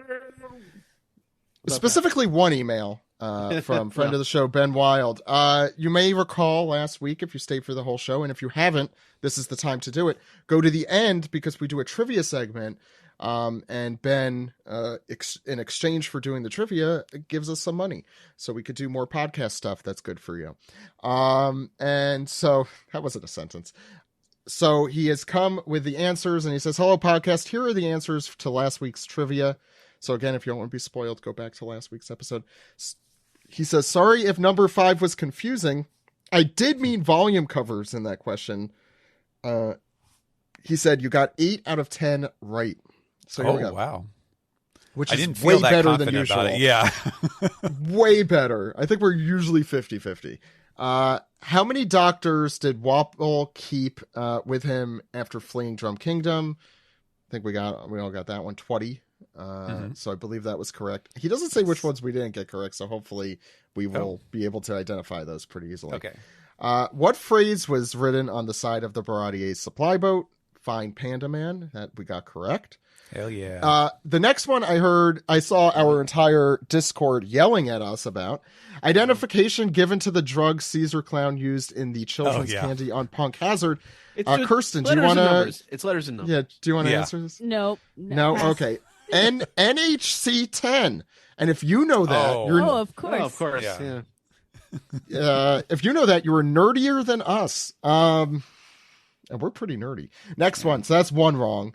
Sanji makes a bento box for pudding in the Whole Cake Island arc. Name 4 things that were in that box. Meat, rice, seasonal fish, pasta, hamburger, sandwich, a tangerine, chocolate, and curry all go great together in one sandwich. Bento box. Next one. The 2 things unique to volumes 1 and 18. What are they? A shiny title and no arc name. 1 and 18. I don't know if that's... Do I not get that? So I think he's referring to the Viz volumes because... I assume. Yeah, they did do the gold foil. But they did that from 1 1 through 18. And then did they do that all? I thought they only did that for like 1. No, 2, I have the gold ones. 23 is where they ended with the gold ones. I think so that may just be a factor of what Ben Wild's personal collection looks like. It might be. And we don't know that because we haven't visited Ben Wild at home. Not fair. Though we are planning on it. Stevens Point, Wisconsin. I forgot about that. That's a very, very old reference about the podcast. Next one. This villain was the first to be featured on a DVD cover. Arlong. I think we got that. Nice. That was Steve. That was Steve. So Steve in absentia. He just came for the manga and left. I'm not kidding. He did. The 3 volume covers that, when placed in order, make one continuous image, 99 through 101. Yep. The name of Nami's lightning bird from Strong World is Billy or Beery. Which actor voiced the narrator? Ian McShane in the live action. We got that. Yes. And I cannot believe we got this one right. Chapter 233 introduces us to 7 major characters, 2 named and 5 unnamed. Who are these 7 quote-unquote people? Kuma, Doflamingo, and the 5 elders, which is, I think, what I said. So we got there eventually. We got there eventually. There was a lot of bickering, but we got there. So thanks for playing. Looking forward to the 11th year of these. So this is an annual thing for those listening to us for the first... Wow, it's been that long. If this is their first year listening to us. Or in their first year. So we got a ton of questions. And Ed, let's start with... This piece. And I don't want to go through all hours of the night, but I'm going to try and get through I'm going to try and get us through as many of these as we can. So these are for our Patreon subscribers. You too could be a dispiecer if you join us at patreon.com/One Piece Podcast. First says, hey, OPP, hope all is well. I've heard a lot of talk about Us lately, and I love it, but I was curious if you all had your favorite outro songs instead of intros. A question for next week, and here we are we're in next week now. I'll say we did a ranking, though obviously now that outros are back, those might change. But on top of your head, Kirsten, I'll start with you. No. Musician. I mean, it's so hard to not say the first one, right? Like, oh, that's the best one. I mean, and yeah. the current one is second best because it's trying to imitate it's really good. I really like the it's new good. one. It's a good formula. Yeah. It's a good I song. love it. I think as like a song without nostalgia to it, I think the current one versus the first, just those two, I like the current one a little more. As I said, detaching nostalgia from it. I also was one of those awful people who skipped that outro and didn't really get to the good part when I first watched it. I was an awful person. I gotta say though, the last one with Yamato, and I'm not just saying this because Ken got his thing. That was a good one, yeah. Was visually by far and away, not even close, the best looking. Would even beat a lot of intros. It is gorgeous. And the audio was great. Shining Ray or Dear Friends. Oh, I love Shining Ray. Love Shining Ray. Yamato was the da-da-da-da-da one, right? Yeah. That's how it started. Yeah, that was a good one. That was very good. That's, I forgot the band. They're good, though. Yeah. Chili Beans. Chili Beans. How could I forget that? Yeah, I love that outro. Like, any intro or outro that has like characters doing like walking or anything to rhythm really gets me. And there's that shot in that outro of like Yamato chewing the onigiri to the beat. I love that. The running with the big muscles. This is all for Ken, this whole segment. And for me, Yamato's my favorite non-straw hat. I agree. I do really enjoy a specific character being featured in an outro, like the Robin's Got the Bats one. What was that? Was Taki and Tsubasa. That was I'm just trying to remember the name. I don't remember the name of that song. Whatever. I hear our whole audience yelling at me in the future. I don't know how I have that superpower, but it stuck around. But I do like that in especially a long running series where you could have fun with an outro because it's not crucial. You remember the Chopper one? That was Fish. Oh yeah. By the Kaleidoscope. I remember that. Wait, Before Dawn, was that the one with Robin, or am I thinking of? No, that's whatever. Before Dawn's a different one. Anyway, Run Run's also very good. Same one as Memories, and oh god, I listen to it constantly. I don't remember the name of the current one. This is just getting yelled at again in the future. Next one comes from Big Mike. A few chapters ago, when the Windmill Villagers were asking Whoopslap to get a video transponder snail, Whoopslap said it was too expensive to feed them.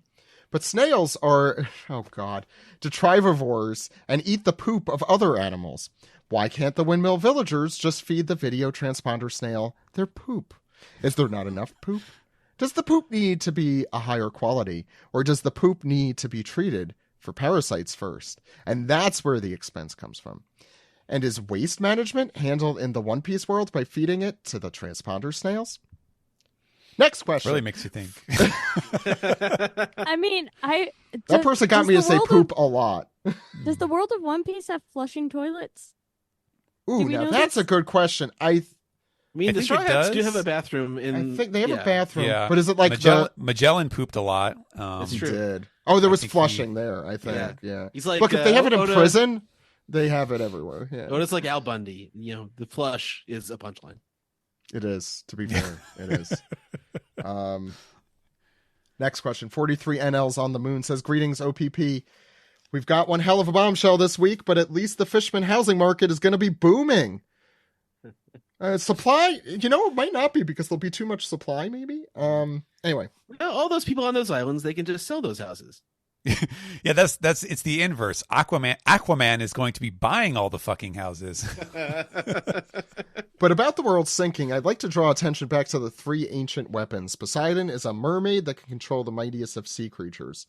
Mm-hmm. Pluton is the ultimate battleship, and both of the weapons we know about are made for use in the sea. Do you think that this is related to the world sinking, or is it just a coincidence? 100%. Well, I think the Mother Flame is all but confirmed to be Uranus, because Eva, when Eva and no, I'm sticking by it, because when Eva and Dragon were talking, they said maybe Vegapunk would have made this weapon if it were one of the ancient weapons, because they were talking like, why would Vegapunk have made this? So that is my. I'm relatively sure. I mean, obviously it has not been confirmed, but that said, so then you'd have, if that's the case, Uranus would obviously then raise sea levels. I don't know what the hell Pluton is supposed to be for, and Poseidon is under the sea. So I mean, if the Mother Flame isn't a weapon, then it could be that the ancient weapons are all like seafaring based weapons meant to like fight the force that is raising the sea levels.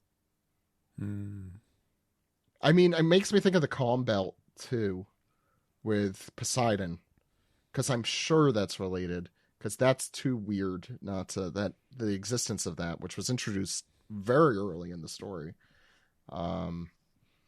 Yeah, there's a lot of questions. And what's up with Reverse Mountain? When's the last time we talked about that?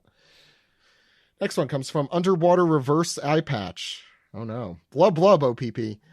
When Vegapunk said he didn't know enough about him to know about good and evil, was he talking about Emu? Is this a gender reveal for the scary Butterfly King? It seems like from what Steven said, probably not. We still don't know Emu's pronouns. I thought, the person continues, I thought Emu's pronouns were either Himu or Himu, or maybe I, mu, mine. Is Emu not a bad guy? Does flooding the world, the whole world, count as yet another horrific consequence of an over-the-top gender reveal party like all those fires? By the way, I have told my wife many times that if we do a gender reveal party, it better set an entire state on fire, or else I'm not in.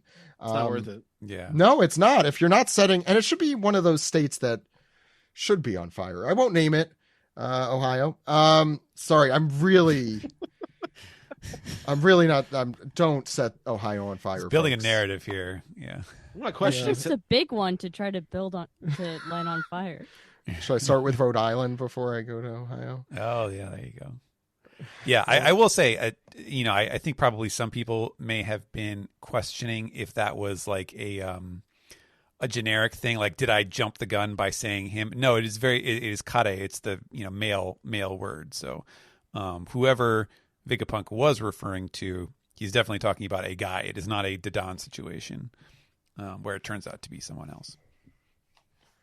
And that's interesting too, because normally I feel like he uses very nebulous, whatever the Japanese pronouns, or at least the gender is never very clear when he's like, I forget who it was. I think maybe even Emu was one of the examples of like they didn't really use a. We don't know canonically yet for Emu. Yeah, everyone's assuming guy, and it might be, but I would be so much happier if it wasn't. I think that would be much more fun. I feel like we're at the point now. Wait, have we had a dubbed Emu in the anime? Subbed, we haven't either way. No, I thought we had, but I had later learned, at least in the anime, the speech, like the one thing that I thought was Emu was the this island no longer exists, or the ask of the Lucia. But that was one of the five elders, apparently. I think it was Mars, or no, it was the or at least that's how they played it in the anime. Yeah, you could read it either way, to be fair. In the manga, it's not clear who's saying that. I had just assumed it was Emu. I wonder then if they'll, like, if it's meant to be a secret and we haven't gotten an answer yet in the manga by then. I wonder if they'll have to do some kind of like voice filter sort of thing where similar to the all dark silhouette. Yeah. Oh yeah, that's how they. Well, no, they should do it like the witness protection people. Yeah, that's how Emu should be portrayed, with the really distorted voice. Yeah. Mm-hmm. My name is Emu, and I want to destroy the world. I can't do that without using some sort of effect, which Delaney could add, but don't. Okay, where were we? Sorry, I was starting to look up something else. Meryl Streep /Slay says, "Hey baby, ooh ah, I want to know ooh if you'll be my girl. One Piece podcast." Hey baby, there you go. There it is.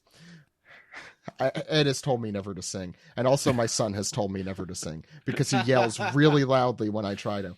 Wow! Stop! Yeah. What a chapter. That reveal at the end, I think I've poured over it so many times, and that was after all the exciting stuff that came before in waves. I got to splash some water on my face. Oh my God. To prove that this was all real. I had a sinking feeling we'd get another point break next week. Okay. But I feel all of this stuff has tied me over. Now, with all that exciting stuff in mind, why has Strongbad never shared his thoughts on the chapter? It feels like such a shame. He is only there to introduce the emails. Justice for Strongbad, for shame. Hashtag justice for Strongbad. It hurts his voice too much to talk for that long. And also hard to do with boxing gloves on his hands. That's right. That's true. That was more dad jokes than I've made in a year. Straw Hat Rigby says, "Hey OPP, wasn't it great to see the rest of the Straw Hats actively take action against Saturn to protect Robin?" Yes. Probably my favorite role of the chapter. Moment of the chapter. Anyway, on to my question. So earlier this week, I found some cool Gear 5 shirts and hoodies that I was thinking about buying. So I shared them with my OP group chat to see if they had any opinions. My friend said they are actually anti any sort of Gear 5 merch because Gear 5 is such a cool reveal. You can't be convincing people to start One Piece while wearing spoilers like that. I think this stance is sort of ridiculous, especially since it's been 2 years. Wow, Jesus. Since the manga revealed Gear 5. Again, oh Jesus. And the anime revealed it a while ago. And now even the dub is about to reveal it. But I would like to know what you all think. Thanks for weighing in on something like that. If you all agree with me, I will definitely use as ammo in my disagreement with my friends. Have a great week. They're missing the part where they're like, and if you don't agree with me, I'm going to ignore you. That's a tough one. Like, I'm trying to think the things that were spoiled, like to me, like Robin, obviously, if you watch the anime, joining the crew, I'm like, obviously you always see the main crew wherever you join in, so you know certain people are joining. So that's a big... Yeah. I think when it comes to specifically stuff like this, which is like transformation iconography sort of thing, like that's a bottle you can't keep it in there. Like it's too visual. It's too much of the visual DNA of the series.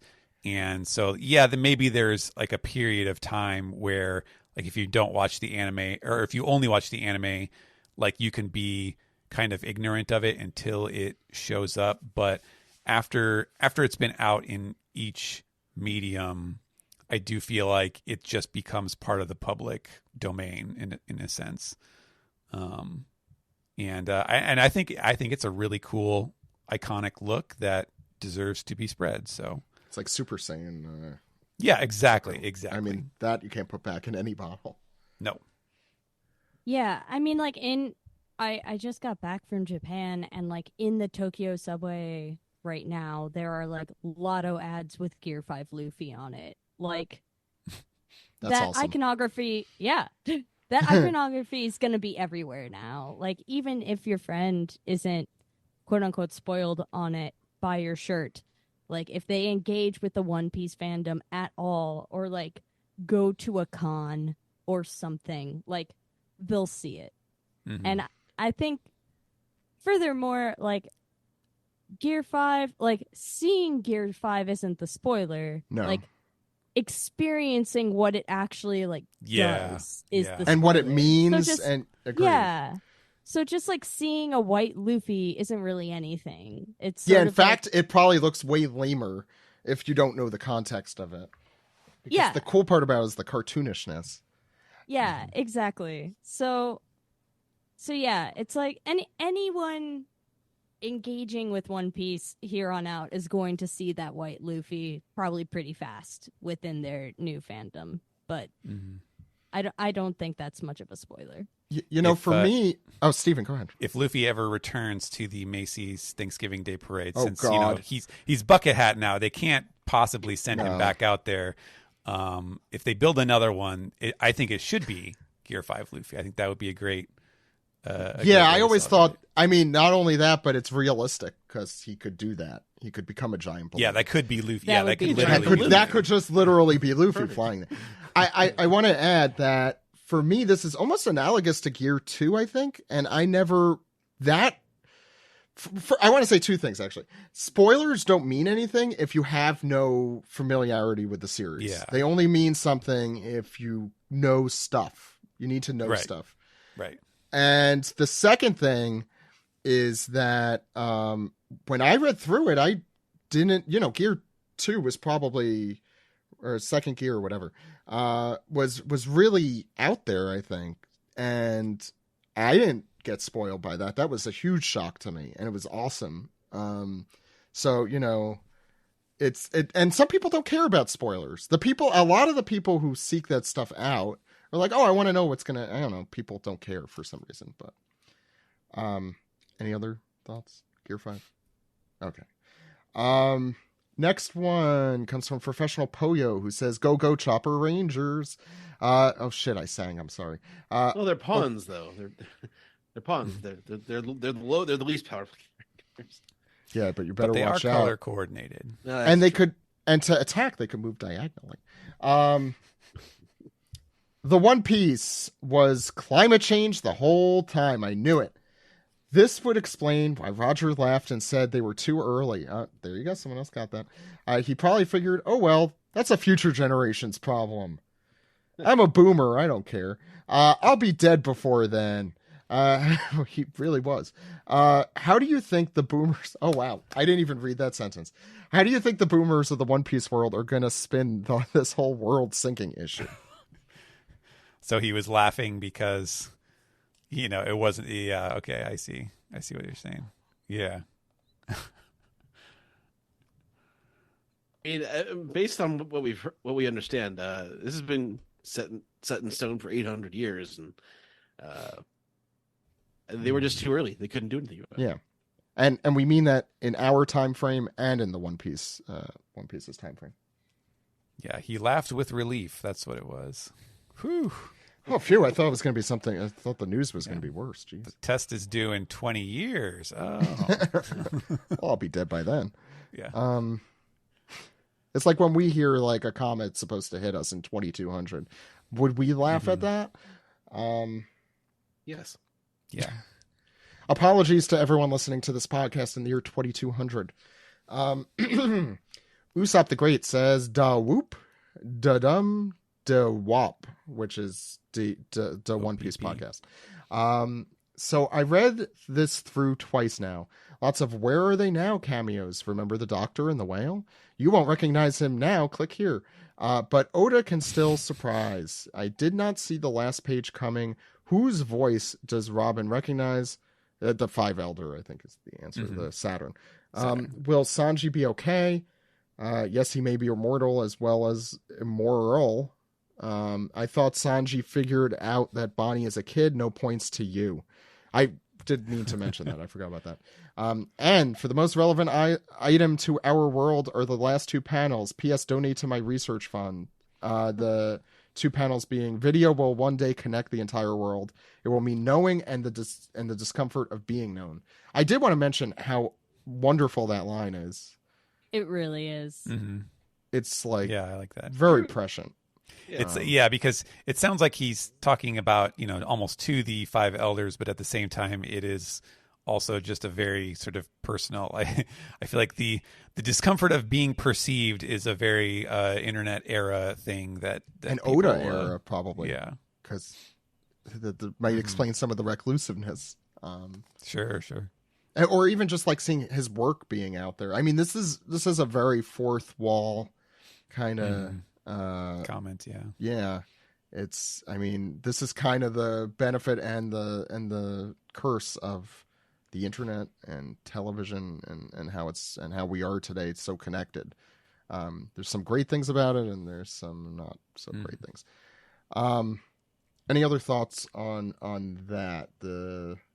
I guess the Bonnie thing we could mention, but I think you said it well.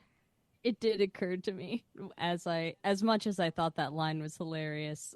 I think I previously was like, wait, Sanji realized she's a kid, right? And then he had been good with that. I'm just trying to excuse him. I'm just trying to.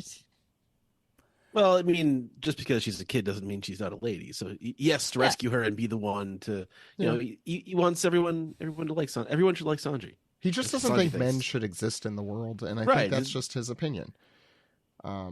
Ladies love cool Sanji. That's his rap name.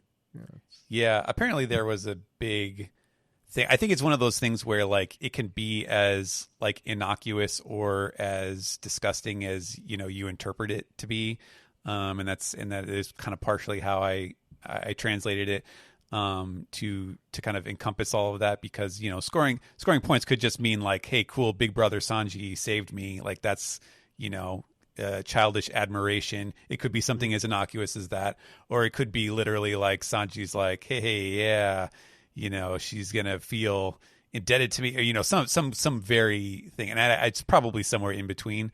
But you know, he doesn't know to give him some slight benefit of the doubt. I mean, we haven't had like a shock moment where he's like, "Oh my God, what?" So yeah, we can't say for sure that he knows yet. I would add that he actually, up to this point, has been pretty good about the whole thing, which is the shocking thing.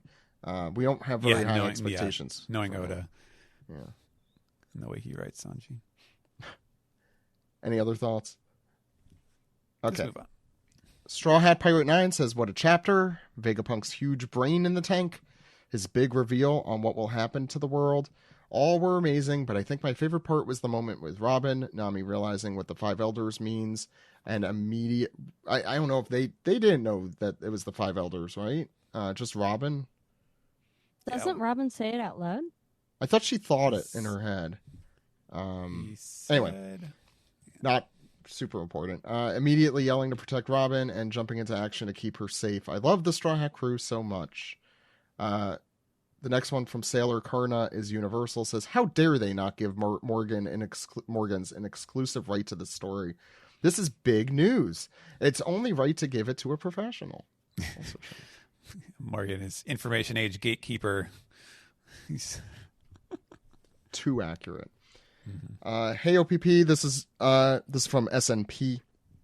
This is not a question, but a very late answer to one of Alex's or Ed's question from before the 3-week break. I'm definitely not going to remember any of this. All right, well, or was this from the live show or something like that? It was something recently. It was one where I was not on, so I couldn't comment on it. He was wondering if each planet has some kind of element assigned to it. And the answer is yes. It's very popular in East Asia culture. It's called Wuxing, or 5 elements. So they go on. I also think some of these elements could fit the role of the 5 elders. Do you want me to go through them? He listed them all out. Might as well. Mercury is water. Not sure how it fits justice. Maybe it has something to do with how water was perceived as both weak and strong in Chinese culture, where Warcury's monster form is from, and then it's some kind of balance or justice. I'll just go through them. Venus is metal, so something like gold could fit finance. Sure. Okay. Mars is fire. Not sure about environmental either. Well, that might be environmental, but not the good kind. Jupiter, like Ohio. Jupiter is wood, so agriculture, very obvious, I think. And Saturn is earth, and then we make Captain Planet with defense. You know how earth element is usually for defense and fantasy. Thoughts on that? Yeah, so those 5 are the kanji in the name for the planets. So like, you know, Mercury is like water planet, and Venus is metal or gold planet or whatever. So that's the direct connection there. I see. Some of those I do think seem to line up. Like if Nusturo is the godhead of finance, then Venus is the gold planet. So, or the metal planet. So that fits pretty well. But yeah, some of them are maybe a little harder to, on the face of it, to fit to their roles. Yeah. Which the sandworm is Jupiter, right? Yeah. I'm trying to think if their powers are any. No, the sandworm is Jupiter. Wait, the sandworm isn't Earth? No, Saturn is the spider. The Guki is Earth. Yes. Saturn. Yeah. We know very little about them generally. We might get more to that, or maybe it'll not really be all that related at all. Next one comes from Vegapunk Apologist, who says, "Howdy OPP. What a cool chapter with a strong ending. Lots of quote-unquote sea happening in One Piece recently, like how the sea level rose by about 1 meter after the kingdom of Lelouch continued to never exist in the first place." Yes. Sorry, I really like that sentence. Or how Vegapunk's theory is the unnatural status of devil fruits is loathed by the mother of nature, the sea. With all this water talk, I'm sure we're rapidly approaching Long Ring Long Land being relevant again. I can't wait. Yes. I want to add one more wow. thing to that. Davy Jones' locker. Did we ever? That's also the theory from the Davy backfights. That's why he throw those 3 coins into the sea. Yeah. Right. But under the sea, I that's think your it's answer clear for everything. There'll be no comment- accusations, just friendly crustaceans under the sea. I think it's clear which comment Zach got all of his ideas today from. Hey, I Long Ring, just Long Ring. read these for the first time. I'm reading these for the first time as I say them. Wisdom Pythagoras, speaking of, I don't know. Maybe not speaking of. Hey, OPP, lots of cool stuff this chapter. What if Vegapunk's truth is that he's just concerned about climate change and the elders are only assuming his message was going to be about some ancient secrets? Sorry. I like that. Imagine they go through all this trouble trying to stop the message only to realize Vegapunk wasn't going to say anything problematic for them. Makes them look pretty silly, doesn't it? Yeah, somebody's protesting too much. Sheep man. Oh, sorry. Did you have something you want to say about climate change? No, it's just I was gonna say, since we were sort of tangentially talking about it, like the nature of when you hit those last pages and you see what Vegapunk's big picture message is, and I remember thinking like that's not what I would have thought he would have said first. Like you would have thought he would say something more akin to in the line of the theories that we've been working on, something like, the world was once, one continent or something like that, or there was originally no Grand Line, or, something where it will lead into the story of how the world today was, arranged or built or whatever through the historical conflict or something. But instead he just kind of goes with, water levels.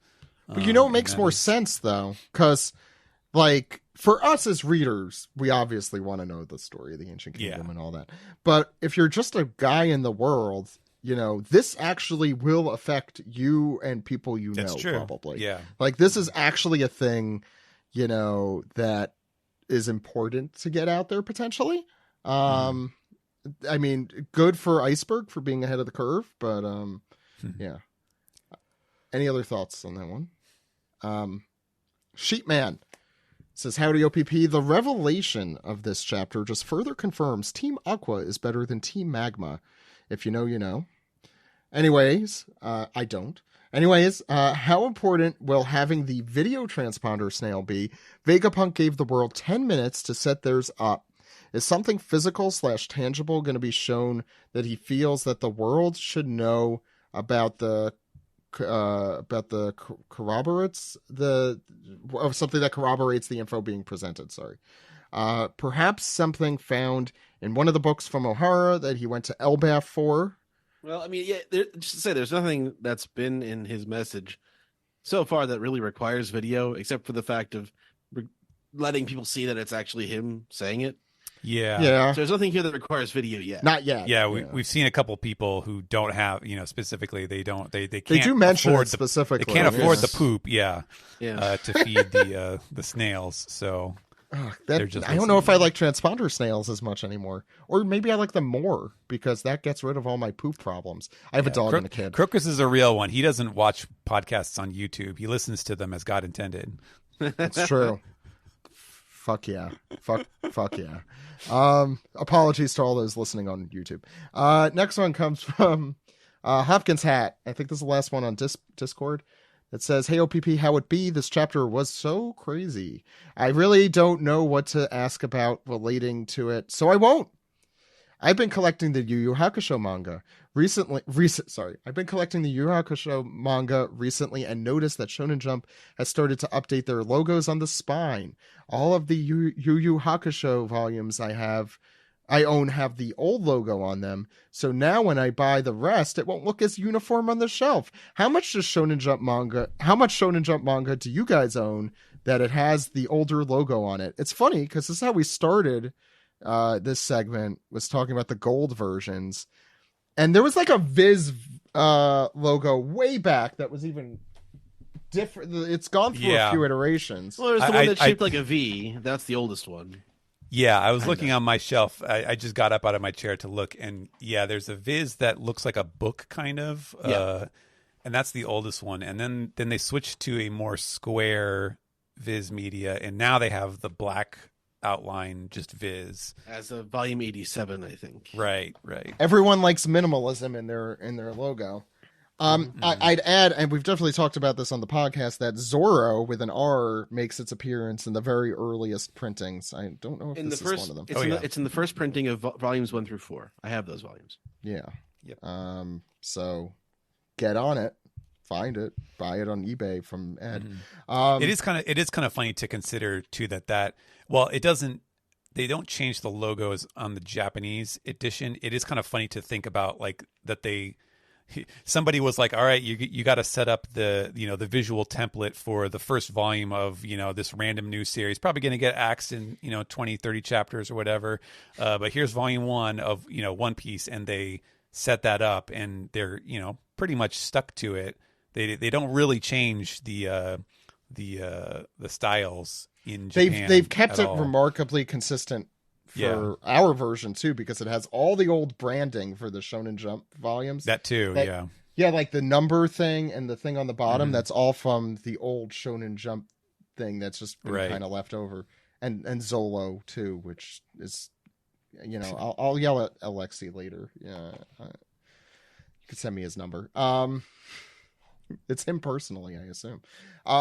Okay, let's go on. Ed, it's time to. Oh wait. Actually, is it? Do we have Reddit, Steven? No. I don't know if you... Okay. Not Reddit. Then it is time to... Beast the tweet! Yeah. What do we got? Tweet time. Yeah. We got a few questions here. No, we got more than I thought. Okay. I know. All right. Bring it on. First one comes from SGamer82, who says, "This chapter prompted 2 theories from me. First, and more serious of the 2, is Joy Boy may have been the reason for the rising sea levels, and this is the sin he and those associated with him, such as Zunisha bear. And second, much less serious theory is there's a giant stopper plug at Laugh-Tale placed there by Joy Boy that is the cause of the rising sea levels, and only awakened user of the Nika fruit can remove it to drain the excess water. So I'm not the only person who thought of a toilet. I think that's the only answer to that. But yeah, I mean, no. I think Joy Boy is on the other side. I think he wants, because the whole thing we were talking about, the raise a flag. Isn't Joy Boy going to bring the mermaids to the surface, or the Fishman Island? Yeah. And now we might know how. The drain plug is what I'm referring to. Yeah. Toilet. And there was a third part. 3 of 2. It said to say 3 of 2. Yes, 3 of 2. Forgot to add, it would be the supreme irony if, for everything the 5 elders did try and stop this message for fear of what it would say, they didn't know about any of this either. Doubtful, but would be funny, I suppose. What's next? Someone Oh. Someone pointed out on Twitter, I think actually it might have been Arthur, that emu spelled backwards is umi, which is the Japanese word for sea. Mm-hmm. And I have not known what to make of this information all day. Is emu's name spelled with kana or kanji? That's a It's good idea. katakana. Good question. Yes, you have to put it into Romaji for that to work, that's true. because if it was the Japanese reverse, then it would just be Mui. Mui. Right, because it's Muy, muy Right. picante. Wow. Yeah, I was going for that. That's what he was trying to say. All right, Matt Mann writes in to say, "Hey OPP, this week's chess color spread sure was great. Now imagine that you're on the other side of the board. Which One Piece antagonist would you assemble to face off against the Straw Hats on your side of the chessboard?" I guess it's a little different. What antagonist? I guess what group of antagonists? Alabasta, the Baroque works, I think would be fun. I would say like Yeah. Doflamingo would be a really interesting, like in a battle of wits against Robin. That'd be cool. Sure. Oh, Yeah, like like, specific. Yeah. Crocodile would be fun Doflamingo- too, because they actually were friends. Doflamingo would be the king. I'm not sure who the queen would be. Oh, well, you don't want to get into that. The queen. I think also Well, I was thinking Doflamingo. of- The string clone of Doflamingo would be the queen, and also all the rest of the pieces. With Crocodile, it would be great. Bon Clay could be all of the pieces also, which I would play. Yeah, that's good. Yeah. Or I guess it would be Mr. One, and yeah, I don't. That's true. They The each pairings have would the work. male female. Yeah. It should be Miss the Mary- pairs. That's what it should be. As Yeah, like Miss each Mary of the... Well, that would Christmas mean Robin and- would be the queen. Right, which would be funny. She's Mm. playing against herself. It Mhm. happens. Happens to the best of us. Yeah, Mr. Four and Mrs. Merry Christmas as the rooks or something. Like, Mm-hmm. it works. Oh, another option would be Skypea, because there were knights in that, actually. You don't have to even change the role. That's true. There were bishops. Oh, wait, no, there weren't bishops. And then there's God, There's which no- is the player. Yeah. Yeah, no queen for Enaru. He was barking up a different tree. Yeah. Yeah, probably. He only has eyes for the moon. Have you... This is going to be a weird tangent. Weirder than our usual tangent. There was like a documentary or something about someone who loved the Eiffel Tower and fell in love with it. That's how I see Enaru with the moon. Like a real That is relationship. that's definitely a very strange tangent. Yeah. All right. My wife showed me that documentary when we first met. What's next? All right. Our very own Adil writes in to say, "What if everyone has to move to Sky Island to survive? Not undersea or float on the land, but one big nation, but in the sky. What if the ancient kingdom people lived in the sky and had wings, considering they had the same technology as Egghead, if not better?" Well, yeah, there was the technology of the old world is a mystery. Why did I think that you were going to say, why doesn't everyone move to Scotland? I mean, that sounds okay. It's a pretty place. It's too wee for everyone to live there. The problem is I wouldn't understand what anyone was saying. I would need subtitles while walking around. Well, I mean, I do think that the people of the sky, people living in the sky, people with wings, people who came down from the moon, perhaps, not sure. Maybe that's where humanity came from, and they terraformed to bring land up to maybe there was never supposed to be islands on this planet anyway. Maybe it was supposed to be a water planet. I think.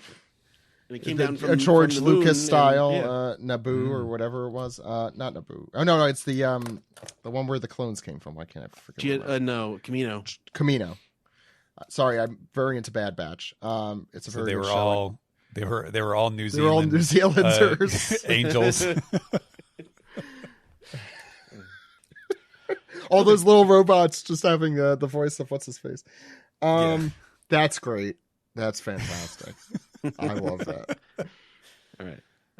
Nacho writes in to say, "Hi, the Iron Giant attacked 200 years ago. Roger arrived 20 years too soon to the One Piece, and Luffy got 2 years early to the New World. Do you think this date is a predicted astronomical event, like the moon getting closer to the Earth, that will contribute to the disaster? Well, if the moons are in alignment, it would create some sort of super tide. Yeah. Yeah. How many moons? How many moons are there? 6 moons? We don't. Is he proposing Majora's Mask? I wouldn't know. The problem with the multiple moons thing, and I know it's on the thing in O'Hara, but we only see one moon. True. There's never, maybe there were more moons and that's related, but yeah, as of... It seems a little far-fetched at this point. Yeah, I wonder. It might be like just a geocentric look at the solar system they're in. That's also possible. I have to look at that.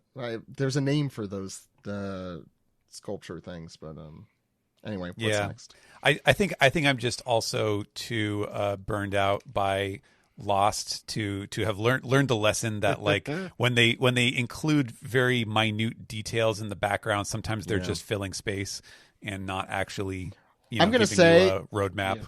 I'm gonna say already Oda has done better. And this is someone who was a huge Lost fan back in the day. I think one of the reasons I got into One Piece is, this is how it's done. This is how you actually I just remember when there was like that image. It was like the blacklight image of all the shit that he scrawled on Desmond. On the blast door. Yeah, and I was like, oh my god, this is everything. This is the key to the whole. Yeah, and then it was none of it had anything to do with it. Oh my god, I was so that person, and I'm ashamed. Where's my giant statue of Tauret? Oh yeah, that is annoying that never really turned into anything.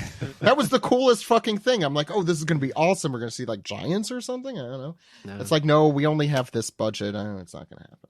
A foot. There's just a foot here. They showed the giant statue at some point. Yeah, in the last season. Yeah. I think that was the episode with Alice and Janney. Anyway, it doesn't matter. It is the one with Alice and Janney. She was the mother. Right, last question. Gabe Ruiz writes in to say, hi, OPP. Turns out Arlong and Hody only had to wait for Mother Nature to kill humanity. My question is... True. My question is, if you all lived in the One Piece world, what's your plan to survive the sinking? The same one to get... baby. It's the same as this planet. I mean, we have the same issue here. Let's be honest. That's just... I've depressed myself. Live fast, die young, leave a beautiful corpse. Yeah, how does the lyrics go? Yeah. Live fast, die young. Kirsten? I'd live that pirate life. I'd be on boat. Yo ho ho. Oh, yo ho. Yo ho ho. Yeah. We're all singing Bing Sake. I think Luffy kind of embodies that living in the moment thing, which is, I think, what we should all be doing because life is short, as we just mentioned. I was going to mention something from the one before, but I don't remember. We had some ones that were not hashtagged that I could read if you'd like, and then we'll wrap up. Connor Tierney says, hi, OPP.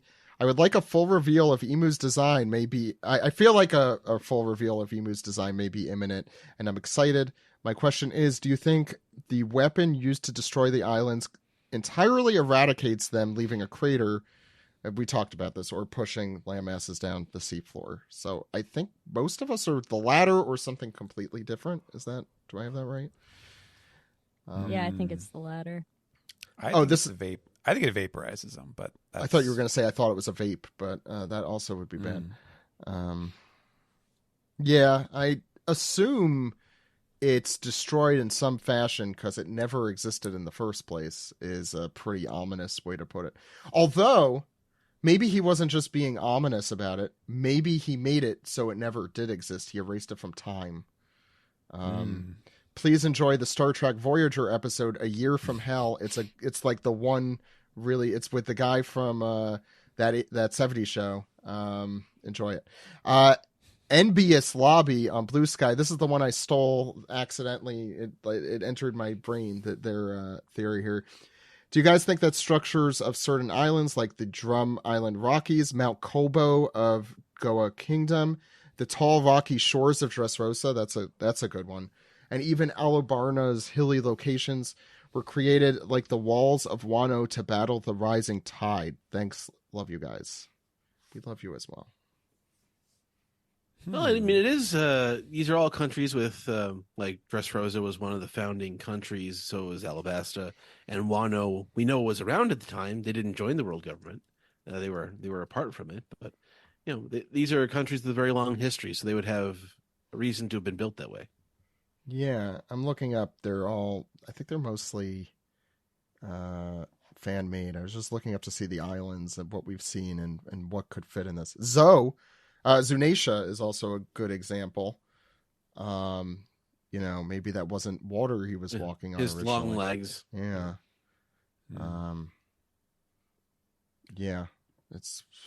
It is interesting how most of the monarchies of the One Piece world, now that I think about it, are placed on top of some sort of mountain or hill. Right? Especially the ones that are connected to the founding of the world government. I think that might be. Well, Alabasta isn't really. No, they were one of the founding dynasties, but they did not. No. I mean, they're not high up. I mean, Alabarna they is, though. though. Yeah, Alabarna is. Oh, you're right. It was that weird. Oh, I forgot about that. It's like a reverse crater. The gates. Yeah. It's not a big. That's super interesting. That is super interesting. Huh.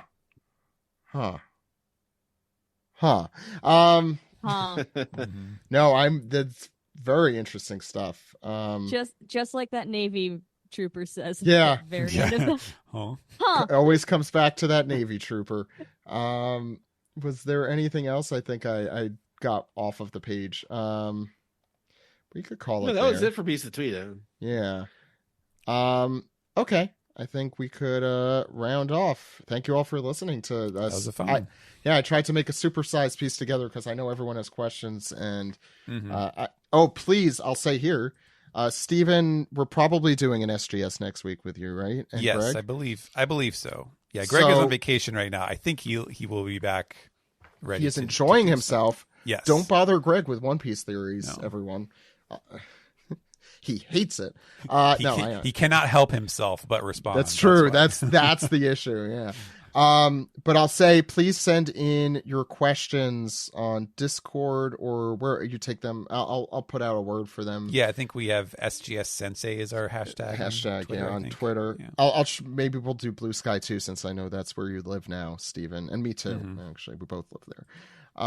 So yeah, please get in your questions. This is the first SGS we've had in quite some time. So yes, yeah, get those in. Even if they don't do it now, they'll answer all those questions at some point. Excited for that. Let's round off.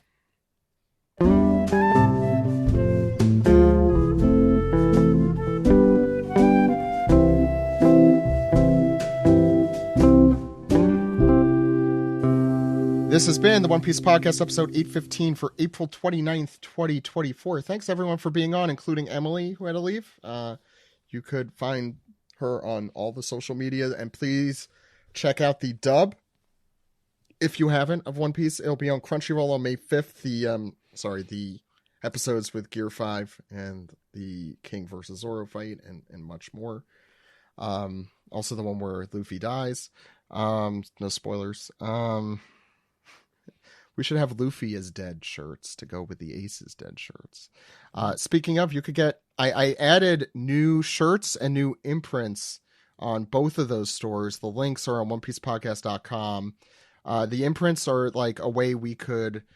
you could purchase a version of of Steve's art without mass producing it. So go get those. They're all good. I have a lot of them up there. So... a lot of the more recent ones as well. And our TeePublic has some really great shirts. We had one of the folks who came to our City Winery show was wearing the Aces Dead shirt, and we all had to stop in the middle and say, he's wearing the Aces Dead shirt, which I think we probably talked about on mic, and I just am realizing that, so I'm sure you all already know that. And you can check us out at patreon.com/One Piece podcast. We have a new tier, which I'm actually supposed to mention the people who are on that tier that as a shout out every week. I have not been doing that because I am awful. I think we only have one member who I will find. but yeah, we have a higher tier where you also get some exclusive merch. So if you're looking for that, go there.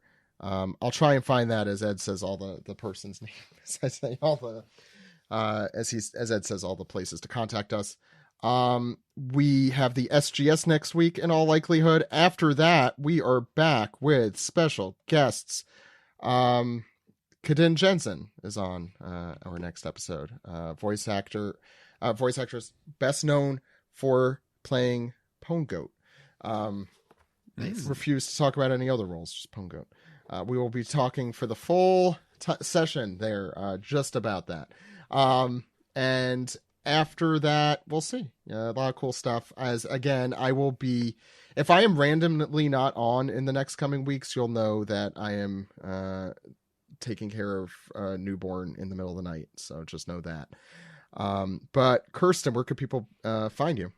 You can find me on Twitter and Blue Sky at Carey, Kircarey, and on Instagram, just put a little GTR on the end of that.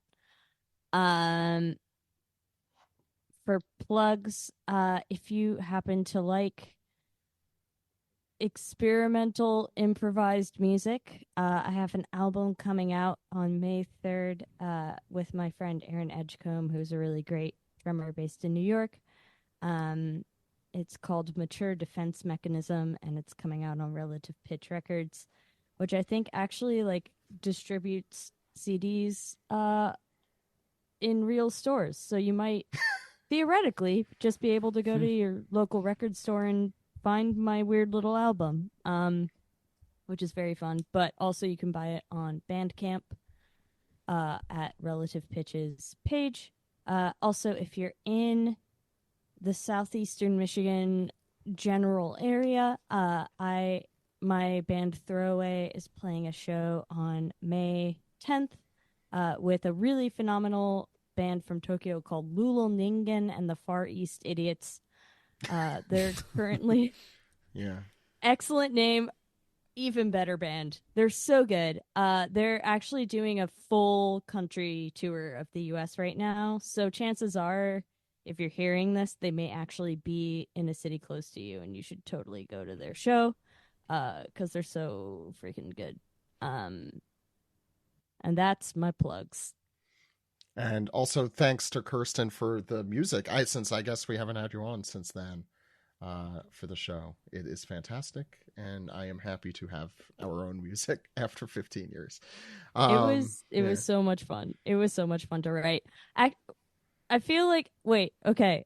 I don't know if it's super obvious that the opening theme has like a ton of quotes from the show. Like the second half under We Are has the drums of liberation underneath it, and also the quotes the that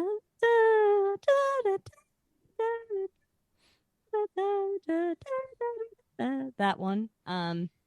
Yeah, there's a bunch we of had a lot on there. Yeah, I know. I think there's like 7 total things quoted. So I should have posted, if I was like savvy, I would have made some like cool TikTok video about all the quotes. You still can. I don't know how TikTok works, but for I don't the either, next few and months that's it's the around, issue. you could give it a shot. Yeah, time's ticking. Yeah. Oh, pun intended? TikTok. Oh, maybe that's what it. Maybe they knew the whole time. Oh my god, foreshadowing. Conspiracy.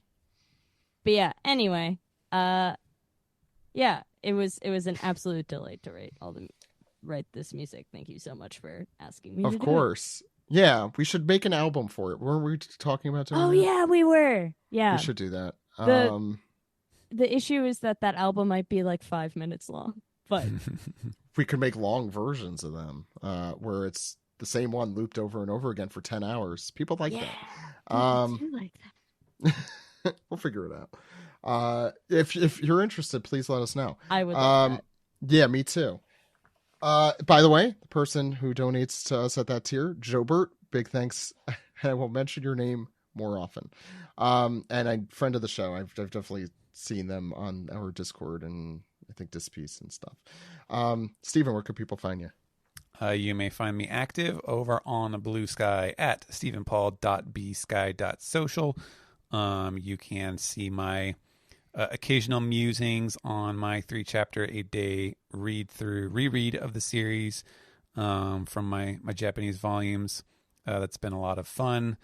And as I mentioned on this podcast, sometimes you find very prescient, very timely observations with the newest material. It just seems to happen with One Piece. So yeah, please follow me there if you are on Blue Sky. And as always, read my other stuff that Viz puts out, where I work on Akane Banashi and Shoha Shoten. Start of the month, so there will be a new Shoha as well. That's a monthly series. And both that and Akane are they're getting to some really good, juicy parts of the story. So I'm very excited working on them both right now. The stuff recently in Akane was great. The around chapter 100 stuff was just like, wow, amazing stuff. Love that show. Love all the characters in it. Even the ones that are asses are amazing. As we were talking about earlier today. Ed, how could the good people find us? Zach, you are Zach.OnePiecePodcast.com on Blue Sky. I'm just EdwardE.BSky on there. Podcast can be found at the new and improved OnePiecePodcast.com, Twitter.com, YouTube.com/OnePiecePodcast. Check it out.